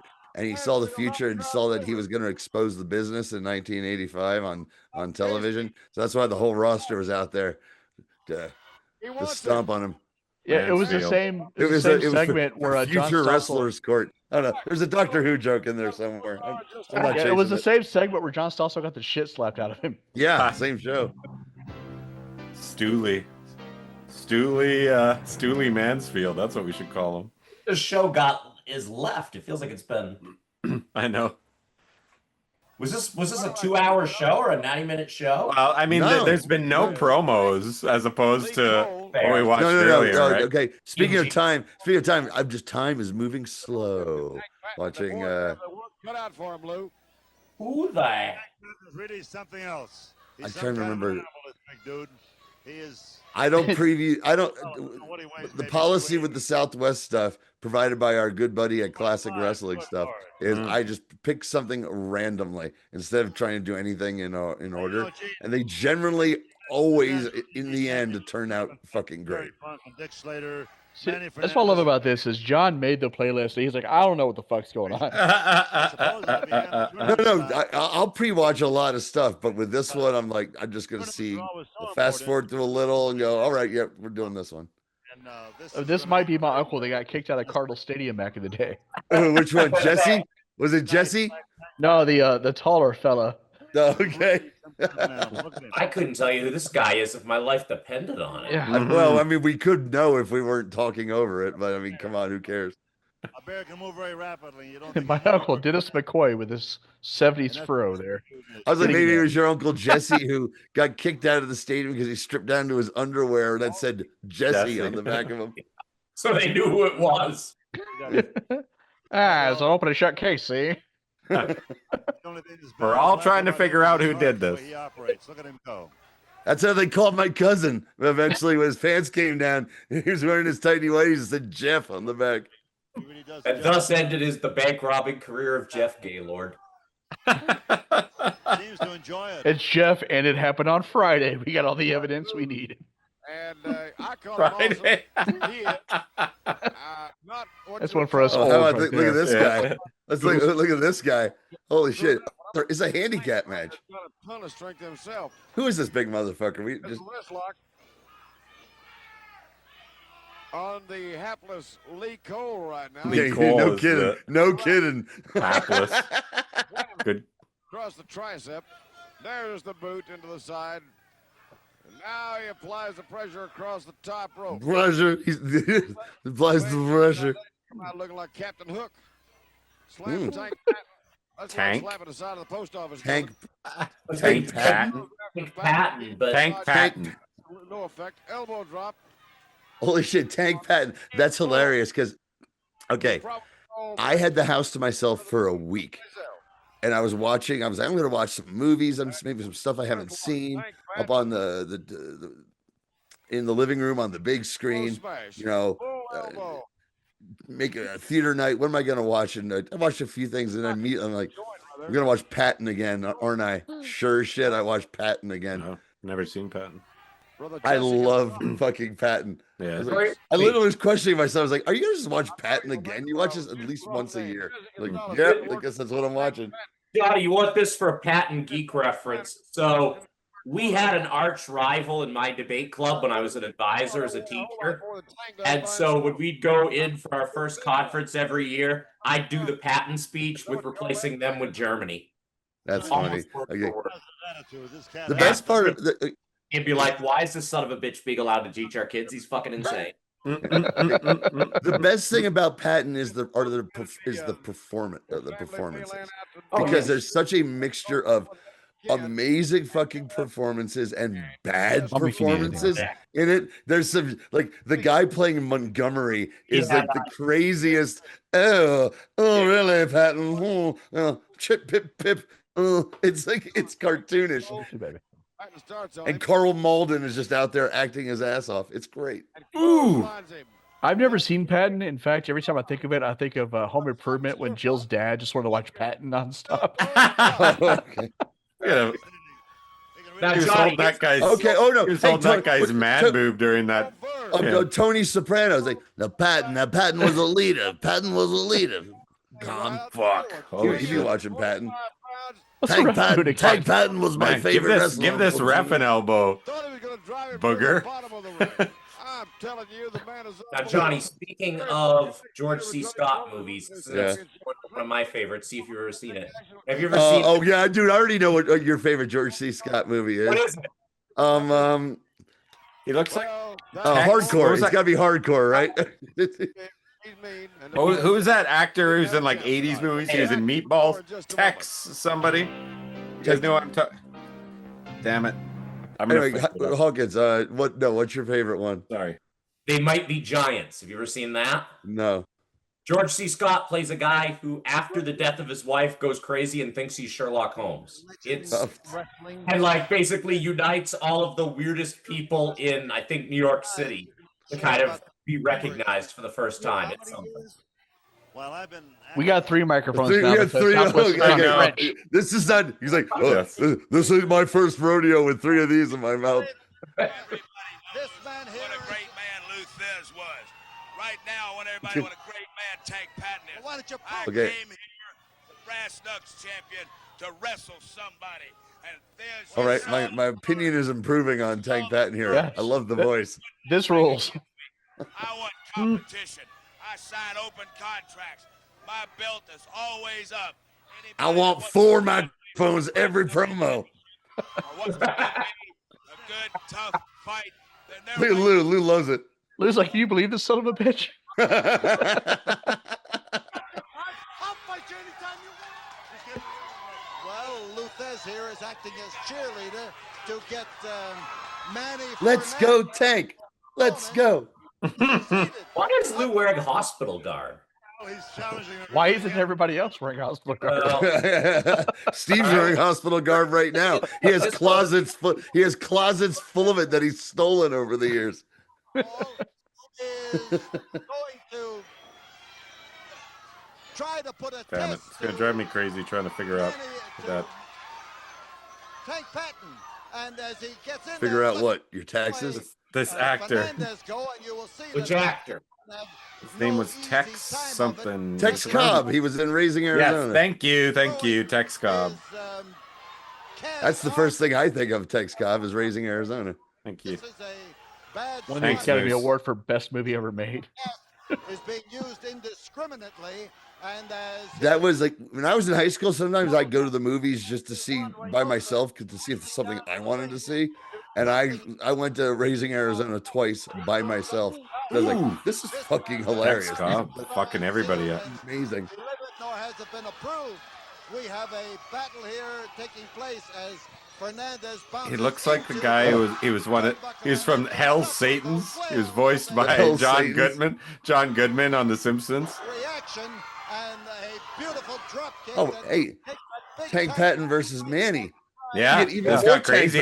Even more Tank Patton tonight. Yeah, Tank and the Raging Bull, man. Fuck yeah. He's the only one who's able to take. Come on, Manny. It's for the Brass Knuckles Championship. Mansfield. You know that Mansfield. Here we go. You know that Eddie Mansfield had some big breasts. An effort, and he wants to get at He's Jane Mansfield's disappointing cousin. Yeah. Her and Lois get together and talk about their shitty wrestling cousins. The man he wants to get. And we've got the Manny Fernandez tackling the big tie. Oh. You can always depend on Southwest.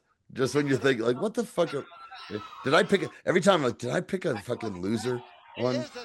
God, Yeah. Tank was so gassed. Like, fucking Manny threw that drop kick just on a leap of faith. He's like, "He'll get here." Something they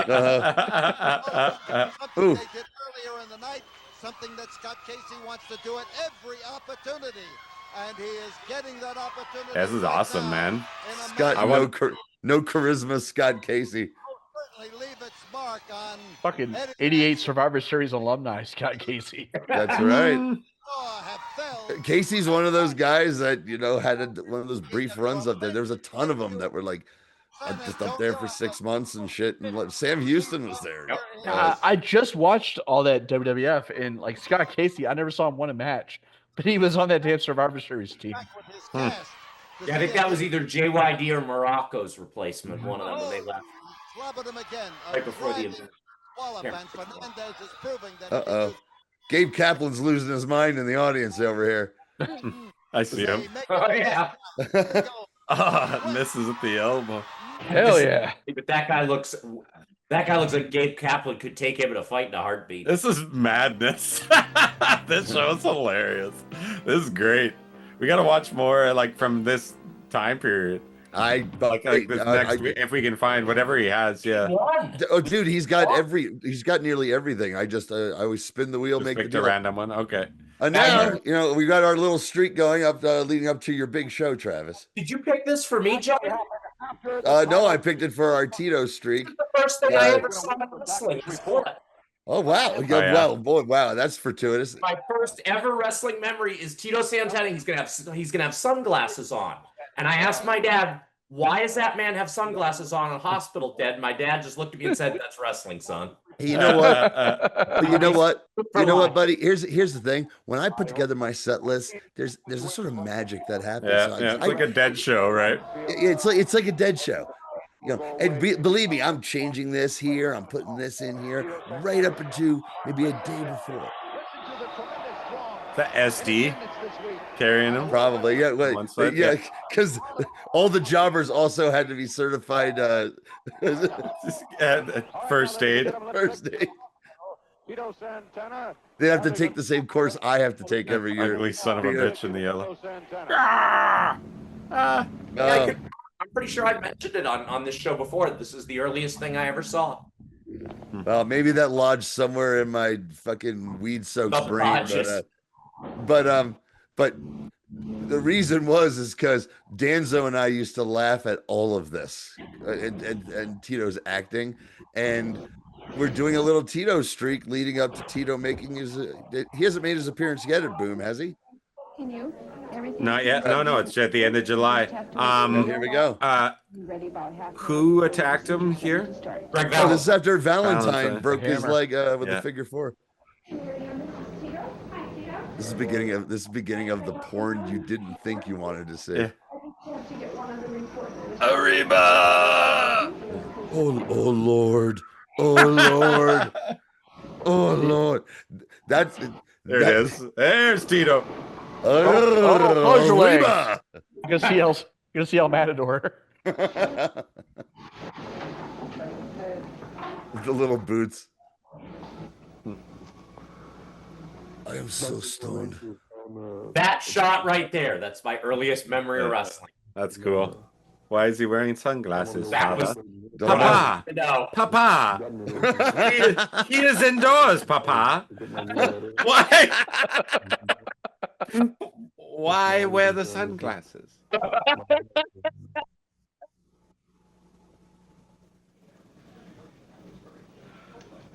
All right, so we put the opiates right here.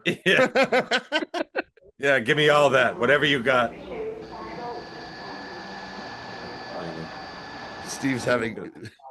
Steve's criticizing the shaving technique. The technique, yeah. No, I'm a psych nurse. I don't do any of that shit. I process your feelings about how you're about to die. We give you what we gave that referee 3 years ago, but that, you know what? You might want to consider giving him a nice leg shave. It might make him feel better. I don't even do bedside anymore. I'm a manager now, so I'm so fucking out of the loop.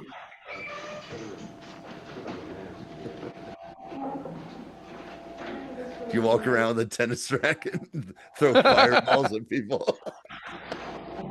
I walk around going, yeah, that's all right. Yeah, that's cool. Whatever. As long as there's 4 of you here every day, I don't give a fuck. Do you call all of your underlings your stable or your family? So was he getting a legit? It was a legit injury, and he did have legit surgery around this time. This feels like a lot of work if it wasn't. Oh yeah. I'm gonna spare no expense. Would you guys mind putting him to sleep? Just as a prank for a TV show. Yes. Yeah. Vince, my leg. Yeah. Luckily, my sunglasses made it through the operation. Yeah. Worse than what they expected. I can't believe Vince McMahon made me get surgery I didn't need just to do this angle. Just for the storyline. It reminds me of War Games 97. I had no idea what happened in War Games, and Nitro started with Flair, like on the operating table. I'm like the NWO fucking killed him. I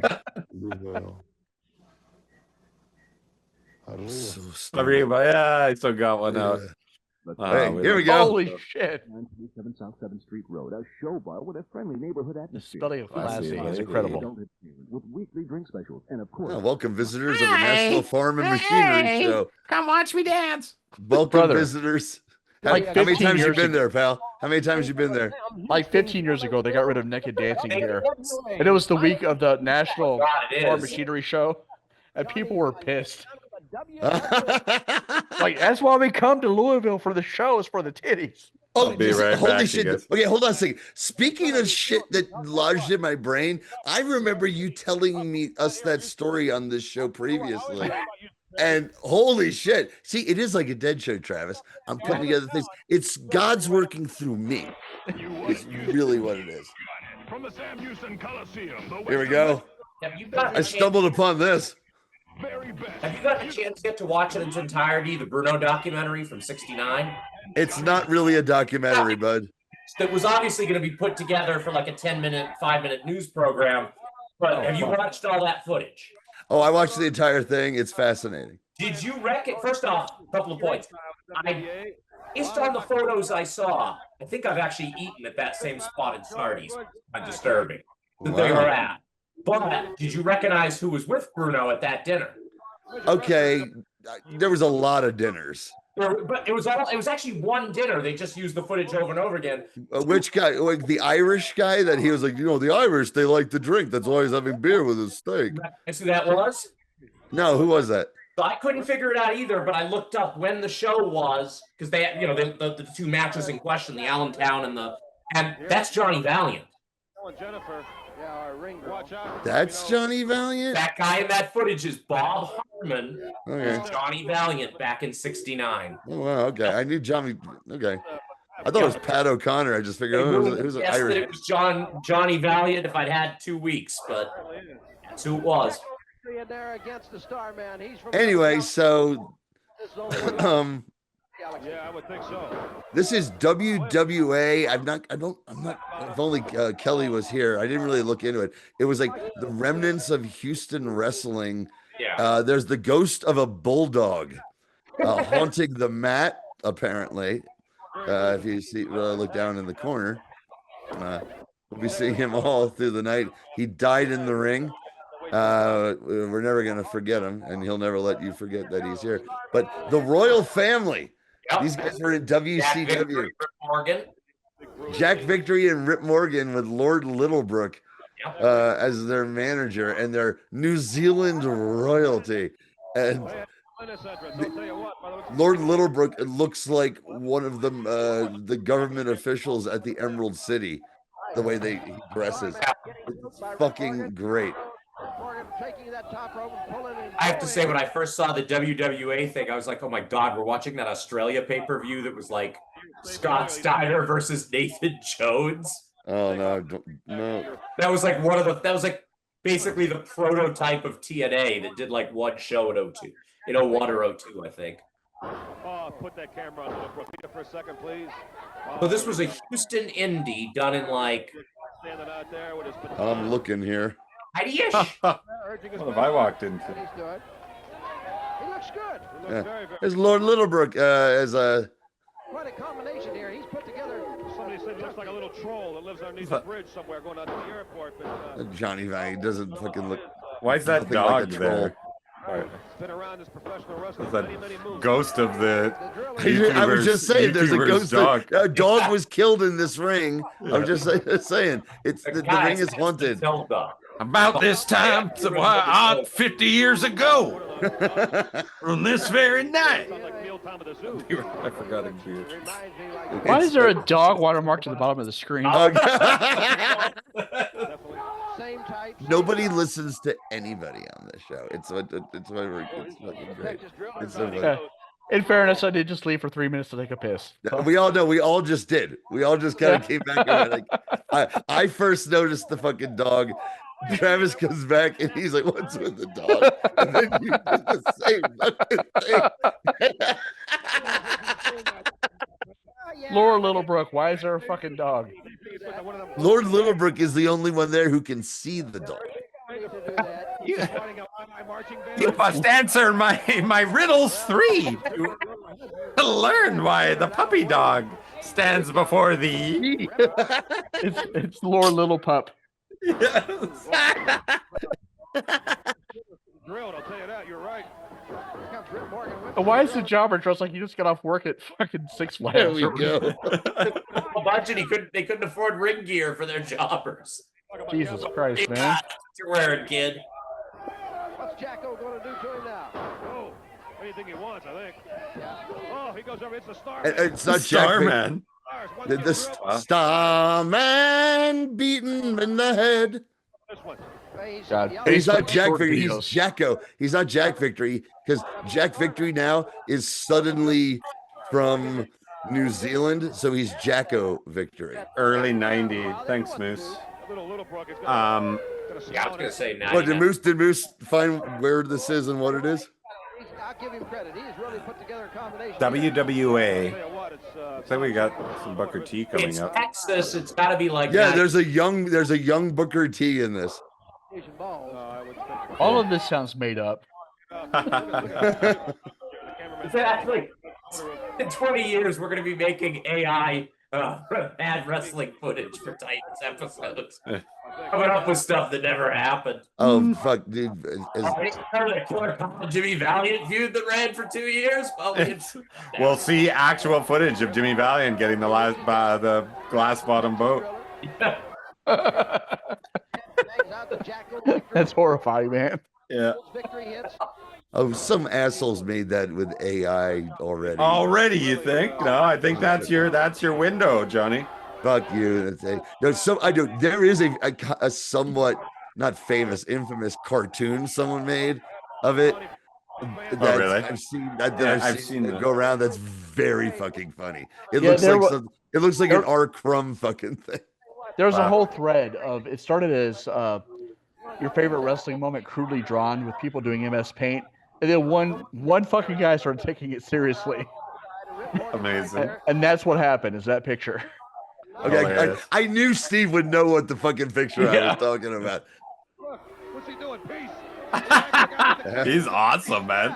We got to look into the career of this guy. It's Lord Littlebrook. Lord Dude. Littlebrook. Oh yeah, okay. So he did appear in WrestleMania 3, right? No, not just that. Lord Littlebrook was the moolah of the midgets. He was the moolah of the midgets, exactly. He was lowercase moolah. Now I don't know if he like made the midgets all fuck him or anything, but there was a midget crew, much like Moolah had the women's crew, and he controlled it. If you were a little person and you wanted to work in wrestling, he was your boss, basically. I'm also not saying he didn't fuck him. Oh, I'm sure he fucked a few. Look at that outfit. He dressed him up in short pants and then picked him off to Mel Phillips. Dude, he fucked Little Beaver wearing that coat. Of course. Hey, little fella, are you ticklish? You will be. We got to shave so you don't look like pretty awesome. It's like if the jack on your card came to life. Holy fuck! I'm just trying to play blackjack over here. It's mannequin, but with a deck of cards. Yes. Well, you're right. Okay, it's the WWA coming at you here. That's the Royal Family. And We're never gonna have a second show. yes, this is Luscious Johnny Valiant. I'll tell you what, on your fuck me in the beard. June 22nd, back at the Sam Houston Coliseum, you're going to see the family right here. He's going to turn up. They're going to try to sell the Sam Houston Coliseum. Okay, look, is he... I think Johnny Valiant's interviewing them with the Darth Invader. Look at that thing, Travis. Looks very phallic right now. They've got matching beards, Little Brooke and... That is pretty sweet. Rip Morgan. Yep. Jack Victor. Jacko Victory can't grow a beard. 6'4", Rip Morgan. 175 pound, 6'4.5". Now I'm also saying about earlier Munchkin City. I mean, Johnny, those look like schmoz, like nothing I've ever seen. Dude, I was. I'll tell you what, it's all in grade school. I was in 2 different productions of The Wizard of Oz, and I was the wizard in high school. Yeah, well, listen, not Grand Wizard doesn't count. My attorneys are being texted just as we speak. A Grand Wizard of Oz. You don't usually see that in the yearbook, but hey, Robert insisted. What do we got? We got all right. Wow, yeah, crazy man. I've always heard about this.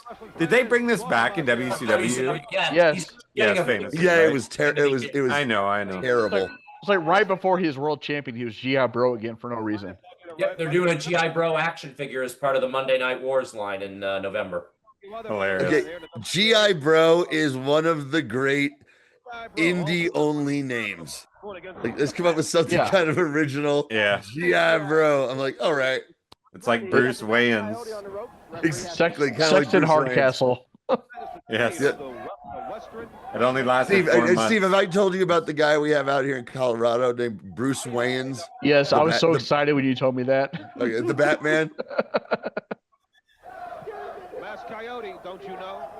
Masked Coyote. The Masked Coyote, don't you know? That sounds like a Seals and Crofts song. Came down the aisle to that beat of that march. The beat of that march. Everybody loves a patriotic American. Man, Did you just so young. Sure do. He looks Sure do. Yeah, God, Jesus Christ. There you go. Hey, this guy So young, right? Like he almost looks like. I love his the defiance in his face for his mugshot. He's like, yeah, fuck you. What are you gonna do about it, man? Like, I robbed the Wendy 17 times. What about it? Yeah, yes. Like, is it in poor taste to have that on a T-shirt? Because that's like my favorite Booker T picture ever. There was a time when I loved Booker T. No, it's okay. It's not okay for you to have it as right. I hear you. I think you're right. Yeah. It's like the story That's of why I'm Booker asking, T, guys.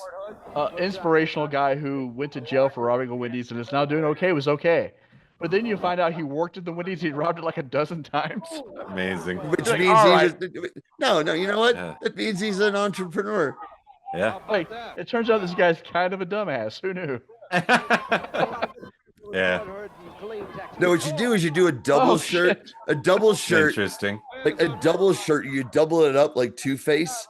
And one half is the mugshot, and the half is King Booker. Which is my favorite Hilarious. thing. My favorite thing he ever did. Yeah, sure. Yeah, there was a time when I loved Booker T, man. When I went to WrestleMania 19. He was my favorite wrestler at that time. And lo and behold, guys like you don't become storyline that black people are not good enough to be world champions. Yeah, exactly. Brother, he's got a shrapnel or something on his back.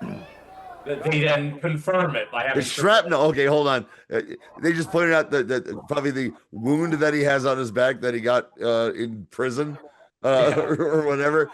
Looks like he got some shrapnel in his back there, GI bro. It's certainly not a gang brand. I watched Banging in Little Rock when I was 12. I know it's The masked coyote trying to get hold of the head. Masked coyote. Coyote. I just keep wanting to say it like Marge every. It's an all-time great shitty name, the Masked Coyote. Sounds like something you'd see in the Urban Dictionary. Did you give her a masked coyote, man? Okay, that's one.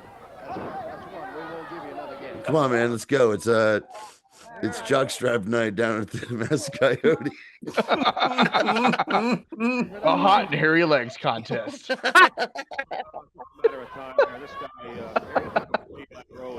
That was the moment, Tony, when you realized you made it at the. Oh, but even back then, the spinner Rooney. I love it. Check it out, baby. Man, like he's got to be early 20s, I'm guessing. Yeah, the clotheslines are fucking horrible, but I know. Got me. He's not. He hasn't filled out. Like he's still cut. Like he's but cut he's like real lean. He's real lean. Yeah. But he's like cut the way Randy Orton is. Yep. Or was. Right. Randy Orton's like, he's the warlord now. Yeah. It's awesome to say. And I loved he was on some podcast. He's just such a pleasant in real life now. He's a pleasant stoner family man. So I'm told. And he's just like, you're so bulky. What is it? He's like, Nutella, man. I love Nutella. That's all I eat. And they say that he is backstage. They were confirming he just eats it by the fucking spoonful. It's disturbing. Love Nutella. That's hilarious. Look, it's Nutella. It's Nutella mixed with HGH. Now for breakfast, I will usually have a spoonful of peanut butter, and we don't look the same. We're the same age, but we've gone down different roads. Same age, same training facility. Well, dude. Let me tell you something, brother. That's because it's peanut butter. It's got to be Nutella. The added sugar really helps boost the cutting process. Steve, Steve, I'm sure the Viper himself would tell you that the key to your health. You want to get back in the ring. You want to make one more run. Nutella, buddy. You'll shred. You'll get so shredded. Path to the top. Wow. Oh, nice. Yeah, he's in like super athletic. What did he do? 5 to 20. All right. Yeah. But was he on any sports teams? Interesting. Texas State Penn, maybe. The 1983 Louisville California Penal League. Oh shit. Big win. The dog's right on his dick. I got my eye on bro. Giving his little feedback after every match. He's never left. 4 bones out of 5. That's 4.5. That's 4.5 bones.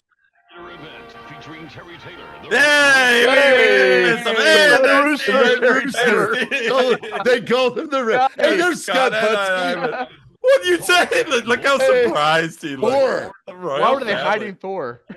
The Terminator. It's 2 guys. It's 2 guys. WAW or WWA? The WWA. All right. Sorry. Okay, I'll slow down. Here's a Penultimate Warrior. Oh my God, that one writes it's like that's tough to beat right there. Oh dear. Penultimate Warrior. Derky Brown. He's an Indian outlaw. Yeah. This guy looks exactly like one of the guys at the failed ladies' night at the bus stop that I totally. No, down to the whole costume. Let's see your balls.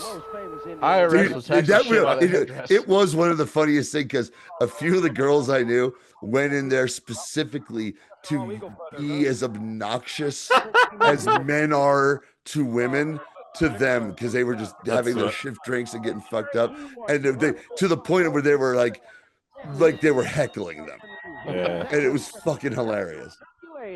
This is cultural appropriation. This is some white guy named Jeff. Meatball. Yeah. Look at those killer bees boots. Yes. This guy seriously Beetlejuice. Penultimate Warrior, high energy Owen Hart, and the Killer Bee put into a blender. This is what they ended up with. It's the guy that played Thor in Adventures in Babysitting. It's the guy who played Thor in that made-for-TV movie with the Hulk. With the Hulk, the Lou Ferrigno one. Well, that was Daredevil. Right, but they did a Thor one too. Yeah. Where John Rhys Davies of all people was Kingpin.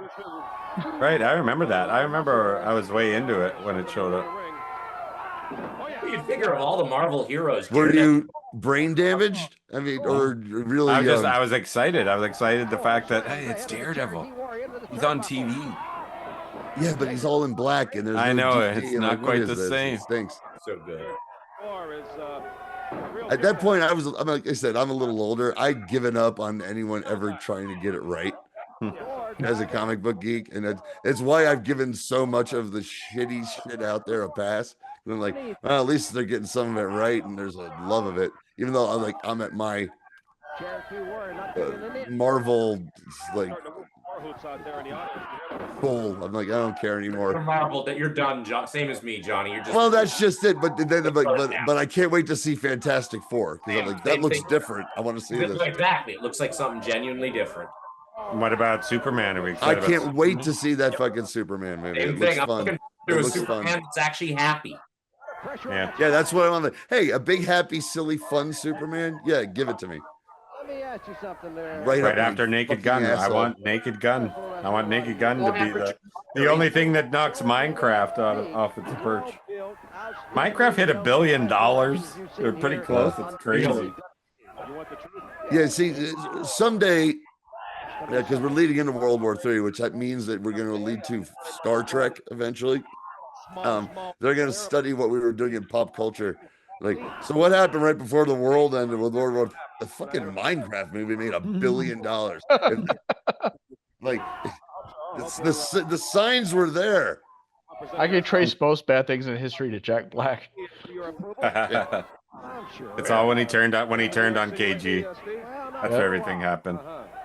To show you around sometime to come up here around the old Big Apple. We'll go to the Big Apple. Maybe we'll make it. Yeah, he went from the annoying guy you kind of like to an annoying guy you fucking hate, and that was the little shift in the universe. I was thinking that the Native American Cherokee Warrior might have been in WCW later as another gimmick. I was thinking it kind of looks like Rick Bogner as Big Titan. Okay. Here we go. Okay. Yeah, I have He also looks like the fake Ultimate Warrior that was in USWA. Hey, Hawkins, no, not for nothing, but aren't you supposed to be, Junior Chief J historian guy here? Come on, you don't know the fucking Cherokee Warriors? I gotta look it up on Google. Jesus fucking Christ! Our senior historian, if he's ever heard of the Cherokee Warrior. Sure is out there. He's done with his sister. We'll see. I'm still, What the hell's that supposed to mean? You know what? Challenge is still out there for a Brainbuster revival. I threw down the gauntlet to him about 2 years ago. It was going to be on the Patreon. Okay, dude. Okay, you know what? Gauntlet tube. Okay. Hey, I signed up for that. I'm just saying. Okay, for the gauntlet tube or to do Brainbuster? Brainbuster. I like it. All right, you know what? I need something to do while the world goes to fucking shit. Maybe one more for the Patreon. That's it. So it's Steve, Hawkins, and Kelly, right? Oh fuck! I'm playing for third place, but okay. Oh yeah, I mean, gee, I'm not bringing back the fucking show. Believe me, I will purposely make it as stupid as possible. Because that was always my point with like, none of this is fucking. He keeps going low. He's a dirty Indian. Yes. Yeah. Like they're both like trying to find a way to do They're blackface both without baby doing face blackface. gimmicks too. Yeah. Looking. Oh boy, Neither of them this look like sucks. they've had anything but the most basic training. Yeah, this is worst match of the night. Okay, in another example of how I'm awful at trying to look. Love you, buddy. In another example of how awful I am at trying to look stuff up on the internet, I just typed in like, well, Cherokee Warrior is what I typed in. I'm like, of course, there's nothing about this guy whatsoever. No. There's nothing about Art Barr and fake Native American. Yeah, you're gonna look through him Google by Google. Travis, get us some more footage. We're gonna be here a while. Goddamn dog is staring through my fucking soul for being a dummy. Yeah, my dog's with my wife. I'm thankful in that regard. No, my dog over think here I is was looking only at- going to give you good matches, did you?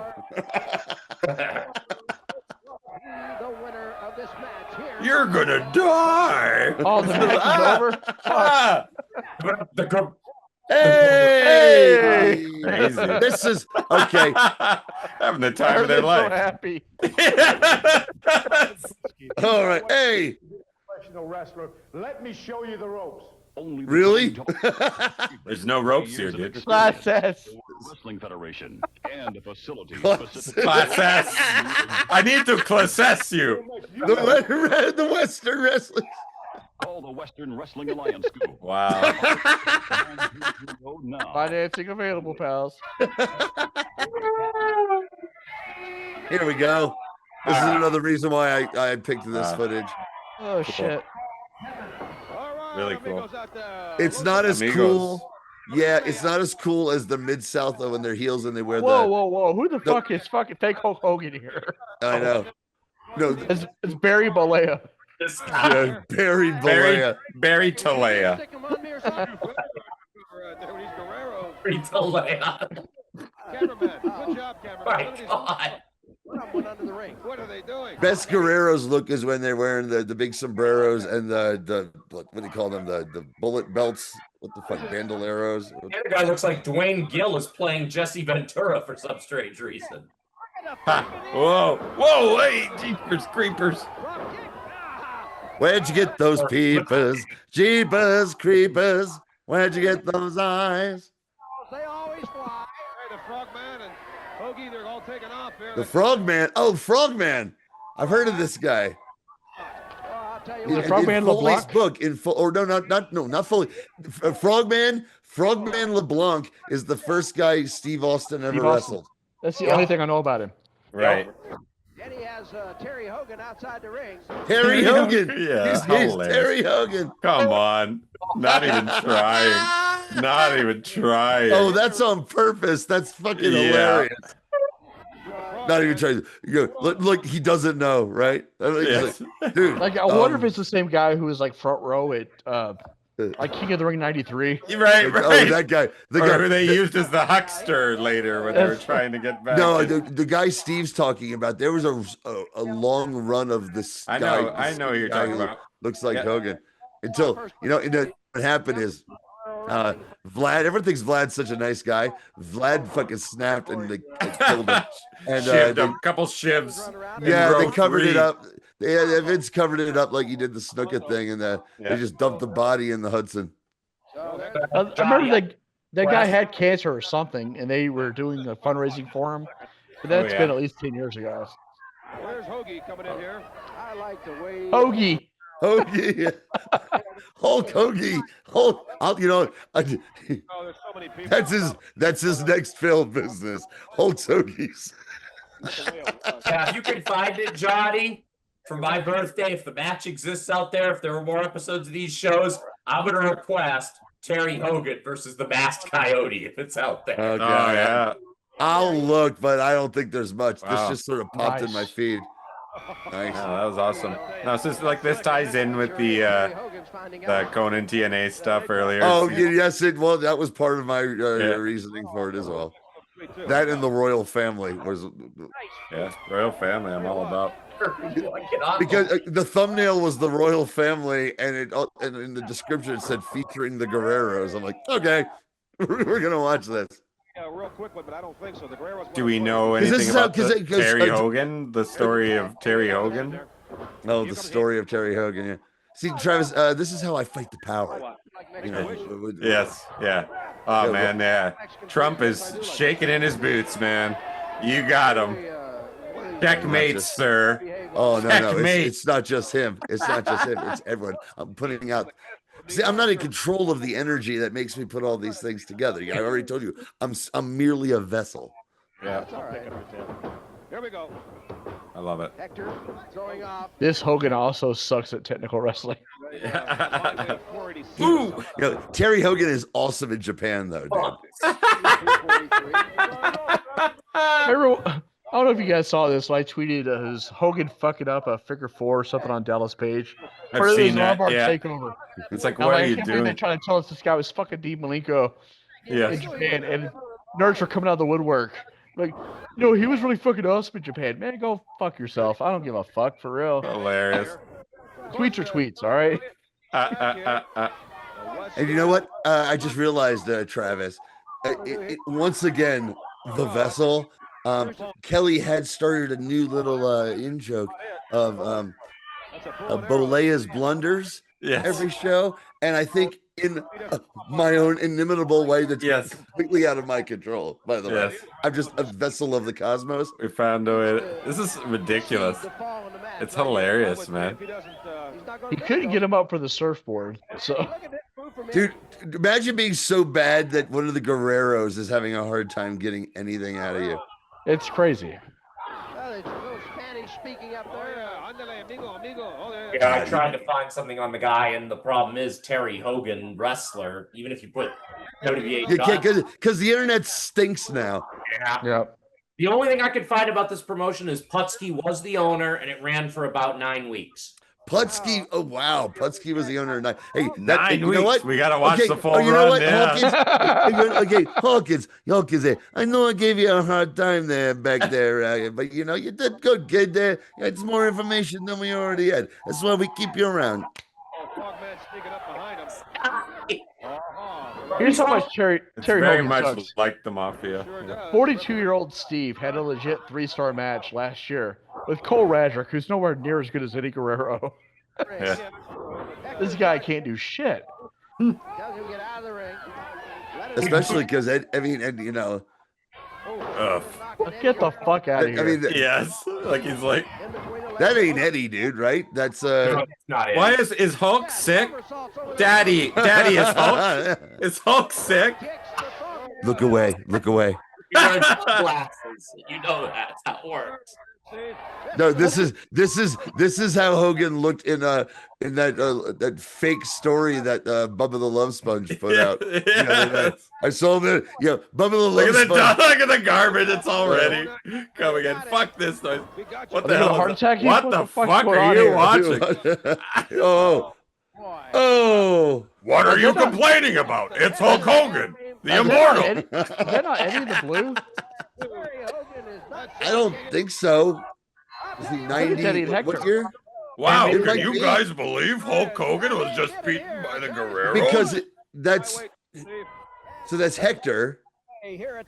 No, you're right. That's Eddie. That is Eddie. Holy shit. That's what I thought. I thought we knew that. Wow, I thought it was Hector and Mondo. Johnny. Holy crap. Wow. This is awesome. Look at him. He's wearing that like the Flintstones. There's nothing underneath there. All right, I gotta look. Please tell me there's more of this. Yeah, man, we gotta watch all 9 eps. 9 weeks. Whoa, whoa, wah. We are back. Wah, wee, wah. Holy shit. We want to say that we are going to show the royal family what we're made Well, of. not a commercial. That of the greatest you can ever see. The Royal family against the Guerreros here at the Sam Houston Dude, Coliseum. my dick is out for that match. That's out there.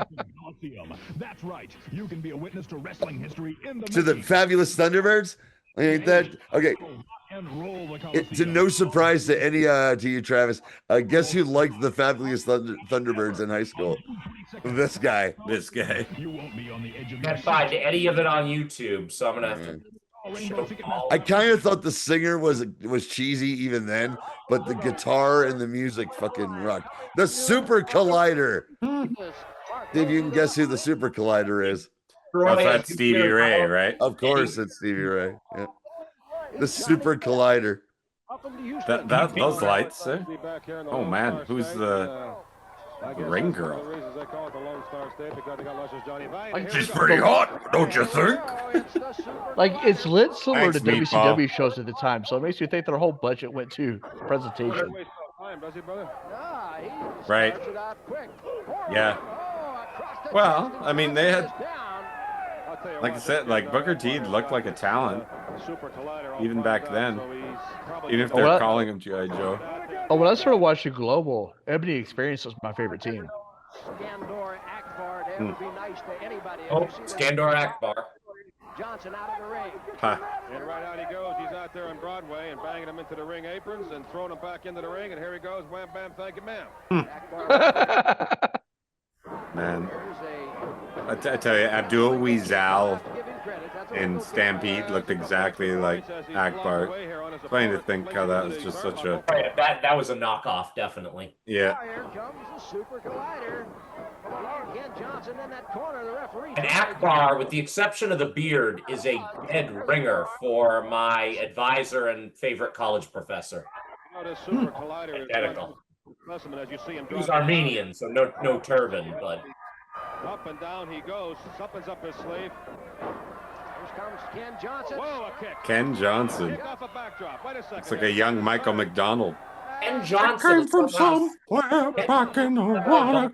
Michael's career, but I don't know how. Have y'all seen that that Yacht Rock thing on Max?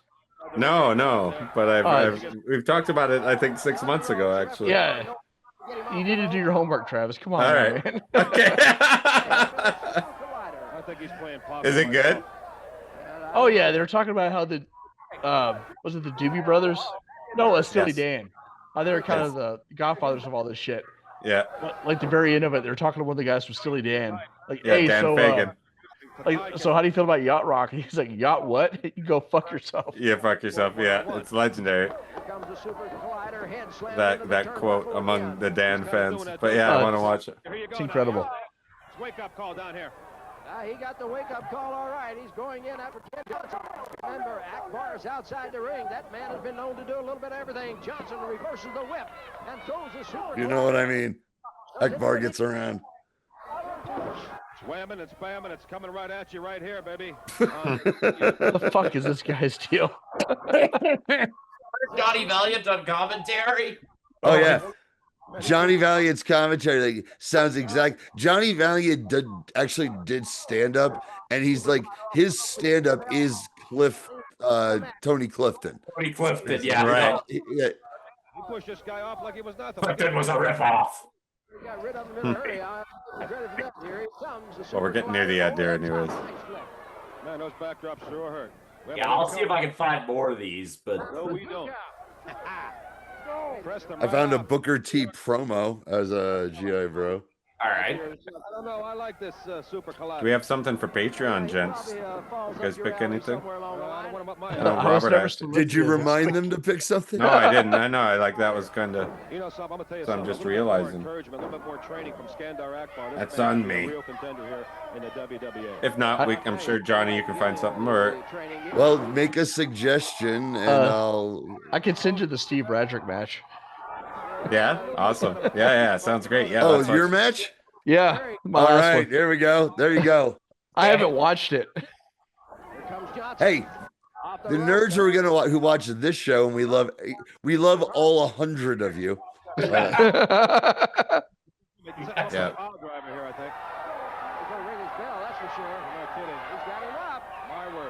But you know, Steve brings a little cachet and everything. That's not worth $5 a month to join the Patreon, because we've got an entire back catalog that is, you know, we think you'll like. It'll make you feel good, and if you, because we were definitely feeling good when every single time we do a Patreon, because it is the end of the night. It's closing time. Well, what do you think about it? The Eliminator. And what do you think of the size of my fucking microphone? Houston Coliseum is going to be the. If it wasn't for the length of it, I'd say do the Bruno documentary, but that's too long. Dude, here's the thing. I watched it. I loved it. I found it fascinating. I don't think it's conducive to us talking around and making dick jokes over it. Yeah, it's not fun. I do want to watch it. Interesting to watch, and no one would want to hear us over. Basically, it's all of this footage that was shot for just like an 8-minute news story. Yep. And the guy puts it together. Someone gets all of it, puts it together. Kind of haphazard. It feels like an art house film almost. Like, what is going on? There's no coherency to the footage. There's no coherency, but when you get to the end, you're like, someone put this together as like, this is my masterpiece. Oh, here we go. I found this little clip. So it's LAX versus America's Most Wanted, apparently in a flag match. So who gets to hang their flag first? And Homicide, and I guess that's James Storm or the other one. I just sent that link to Travis's Twitter DM. Okay. The one behind them in the bottom. But it was a tie, so both flags are up there. Oh, Homicide hit him with a beer bottle. Saw that. Oh, that's a nice touch. Being them both up there at the same time. The best is the kids filming it are fucking hilarious. Like this one goes, "Yo, dude, who's the big guy?" He's like, "That's Hernandez, man." He's like, "Yo, he clocked him with a beer bottle, dude." So, did any of you guys go to any TNA shows with a 6-sided ring? No. One at Hampton Beach. Maybe. No, I don't think so. Oh, here we go. And LAX win the flag match. Wow, rad. Now, I went to a show in April 2007 at Louisville Gardens with a 6-sided ring, and it looked so much smaller than television. I can't remember if I did, because I went to a yes. Oh, anyway, here's our main event. I had never seen this. It came up as something to watch, and I did check this out. It fucking rules, because every memory you have of Duggan and WCW sucks. This is the one exception. Yes. Well, this in the match Holy with shit. the boss man. Yep. But here's our main event, boys. Oh, Harley Race over the top. And this is after years of being a fucking like comedy dork in WWF. Right. This is like for a night, Mid-South Duggan was back. Yep. You know, it used to be in WCW that the USA.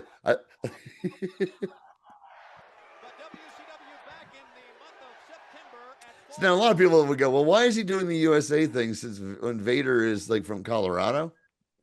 But I don't think that's it. He just gets energy from that chant. Yeah, you know, it doesn't matter who it is. Just let Jimmy do his thing. Like Abe Lincoln in Vancouver, British Columbia, Canada. Like he gets more chance. But here's something that's changed since 47's come in. There's no more USA chants, but the 4 more years chants are always there. 4 more years. 4 more years. Okay, that's a good pivot. yeah, I agree. Look at that sweet jacket on Harley Race. Continuing our awesome jacket streak. This is like maybe the last week of Harley as a manager. Oh wow, really? They did a Clash of Champions in January '95, and by that time Harley was gone. Yep.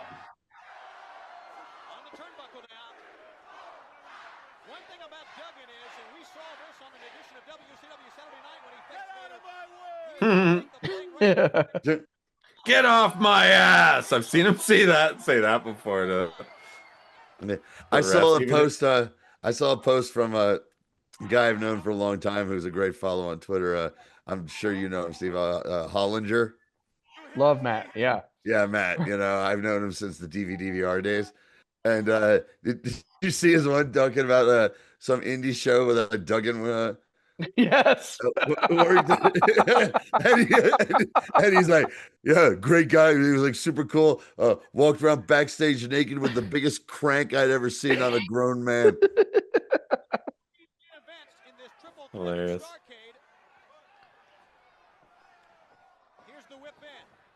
Yeah, Jim Duggan walking around with his dick out in central Iowa just makes sense. That's was this, they're gonna build. They're gonna TV, build. Right? It's gonna be like it's gonna be out there. They're gonna build the ring of dreams, like the field of dreams. But Duggan comes out. Duggan comes out of the corn. Duggan comes out of the corn cob. This is fucking crank, just hanging out.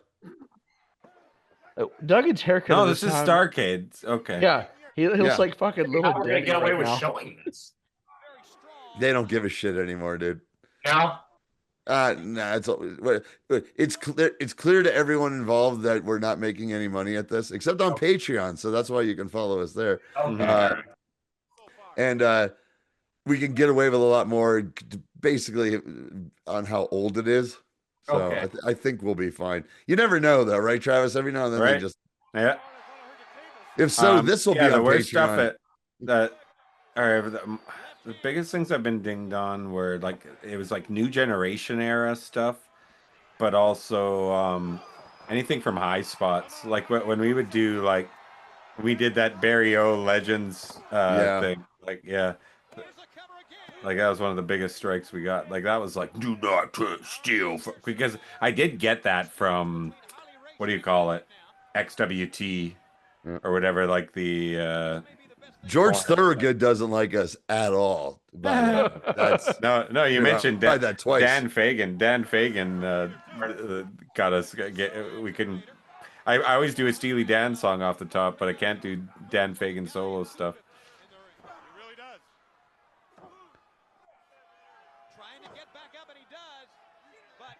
And what's also crazy about this, if you're like, oh, there we go, Vader resorting to poking in the eyes. Yeah, because this is 1994 Jim Duggan of all people. Yeah, right. And that's what's crazy. I'm sure to the longtime WCW fans, they're just like, probably like who are older, like, what the fuck is, Vader's getting his ass beat by Duggan. Yeah. Well, if you look at it in kayfabe, Duggan whacked Steve Austin in like 27 seconds or some shit. I remember that and being like that, and I immediately was like, well, here's why I don't watch this shit fucking anymore. I was like, but this is totally different. Is this so? And this was the opener of that Starcade. Yep. Yeah. On a card that was main evented by Hogan and the Butcher, and also had Mr. D against Kevin Sullivan. So match of the night right here. But then it ended with that awesome locker room confrontation with Vader and Hogan.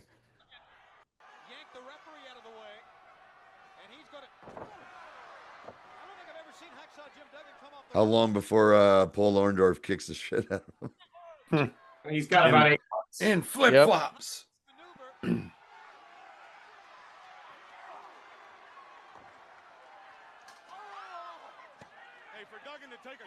Yeah, Vader's 95 sucks. Did you hear that line from Heenan? Bobby? Yeah. Something about what was it? For Duggan to take a shower is a high risk maneuver.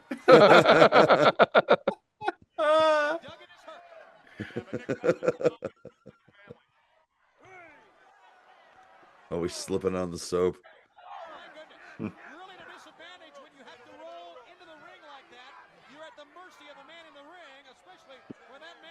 Vader is one of those wrestlers that is Vader.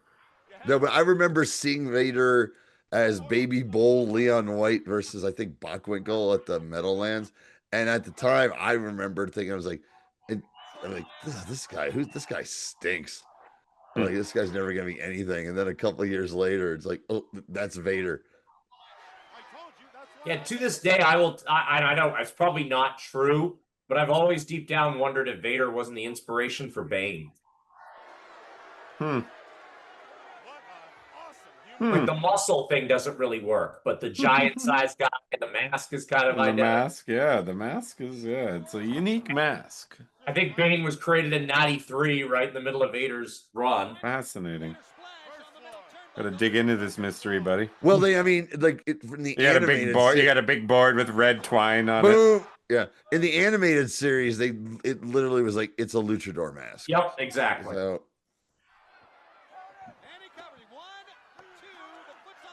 yeah, you were counting too much there. That's Nick Patrick, right? That's Nick Patrick. I get him confused with Mike Atkins in this era, but I think that's Nick Patrick. Yeah.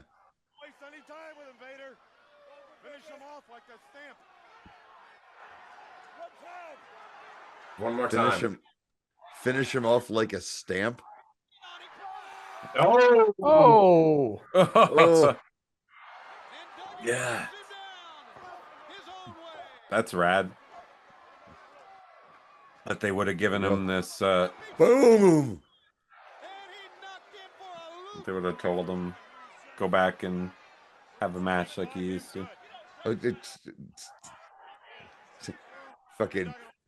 This is Travis here romanticizing the locker room and the booking of 95 WCW. No, I mean, you're getting this much time, and he goes out there. Listen, tough guy. I'm not. We got this much time, and I'm not. Maybe. Hey, no, you're probably right. Well, but by you the know end of what I mean. '95, Duggan was doing the tape fist bullshit. That was the worst fucking dumb fucking thing. When my wife and I went to the last WCW show ever at the Philadelphia Civic Center right before the NWO started, and boom, and they'd be at the Spectrum. Bruno was there, right, for that one? In Philly? You were there? No, I didn't know that. Wasn't that Savage and Flair? Sat with Bruno as the special referee. That's what I thought. Yeah, and the main event was Sting and the Giant. But the match that we both got up, we're like, all right, let's go get a hot dog and popcorn, was Duggan versus Rotunda. And he did the tape fist thing, and even like get from the line of getting food, you're like, oh, this match stinks. Wow, I didn't know you were at that show. That's awesome. Well, that's all he could do. Brain was move. He is still down. As a matter of fact, both men are down. Getting the 10 count from Nick Patrick. That was a hot show. We got to see the famous Bruno sign from the Spectrum all those years. Whoever was that fan made that big flag Bruno sign that you saw at every Spectrum show. Yes. They showed up. You for mentioned that. it. Yeah. You mentioned it before. That's rad. That should be on display somewhere.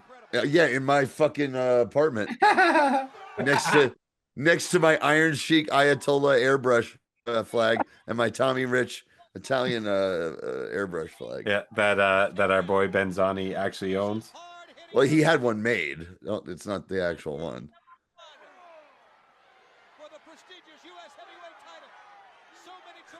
Tommy Rich has that in his basement right now. So do you think Tommy Rich has a basement, or is it like in the I live in a underpinning of his basement. trailer? Tommy Rich lives in a basement. Steve, to be honest with you, let's let him have his basement, all right? We'll take it away from him. Dude, my favorite thing in that Tony Atlas Dark Side is finding out that Tony Atlas said the only guy who was not a racist in wrestling when he was coming up was Tommy Rich. That's wonderful. Yeah, if there's one guy from that era I would absolutely pin as a racist, it would be Tommy Rich. I mean, that was right. wonderful. I mean, and Steve, if you get it too. Steve, I was born in Kentucky. You're born and raised in Kentucky. I have relatives with Southern accents, so it always used to get under my skin and be like, well, people with Southern accents immediately sound stupid. But Tommy Rich sounds like a fucking dummy. But then, and maybe he is. But he's not racist. He's like, he sounds like a caricature of a racist. Is Tommy Rich's voice?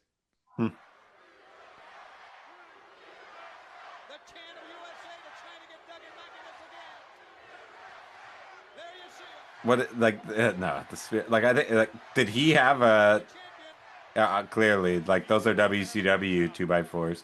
Oh fuck yeah! Nice. Oh no. It's the Sting finish. Harley had to save it. God bless.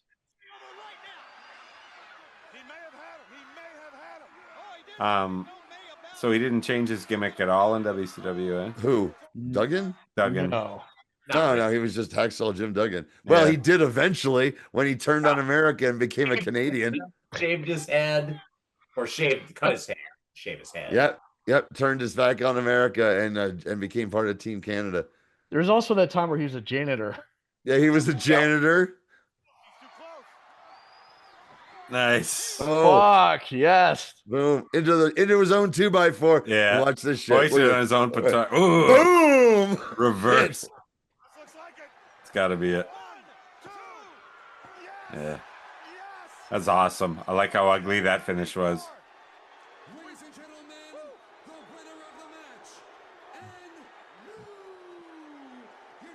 United States. Oh, right. That's for the belt. He got it off of Duggan. I forgot he held the U.S. belt. Yeah, he got stripped of. Loses like that summer of '95. Yeah. He got stripped. Was that when he got fired? No, it was before that. Before that. Like April or May. I don't remember why he got stripped of the title. I just remember Sting won it from Ming in a finals at Great American Bash. So I don't know how. Yeah, I don't. That guy in the front row does not care for it. Awesome. Are we done, Johnny? No, one of those things. Let's wrap this up. We wanted to. Yes. Now, you guys want to watch something stupid. Have you guys... Oh, okay. Never mind. Well, we still have... you can still talk about watching. Have you guys ever seen the bungee jump match? Yes. I have not, but... Oh, wait, thank you, everybody, for joining us. Moose, Ryan, Denise in the chat. Taro has been in all over the place. I know. The World Traveler. Yeah, he went to that Midnight Sun game in Alaska after being in Japan. It's crazy, so hopefully we'll see him soon. Thanks guys for joining us. And once again, $5 a month for the Patreon. It really helps. It's for the cost of Travis to do the production of this show. You know, no one's getting rich on the hundred of dollars that we make. This Quincy Jones did this. This is the long version. Yeah. This was also, my dad did not watch a lot of television. And he went to bed early, but he loved Sanford and Son. Like, nothing was appointment television for him. But Sanford and Son was on. That's it. Thanks, everyone. Bye-bye. Good night, everybody.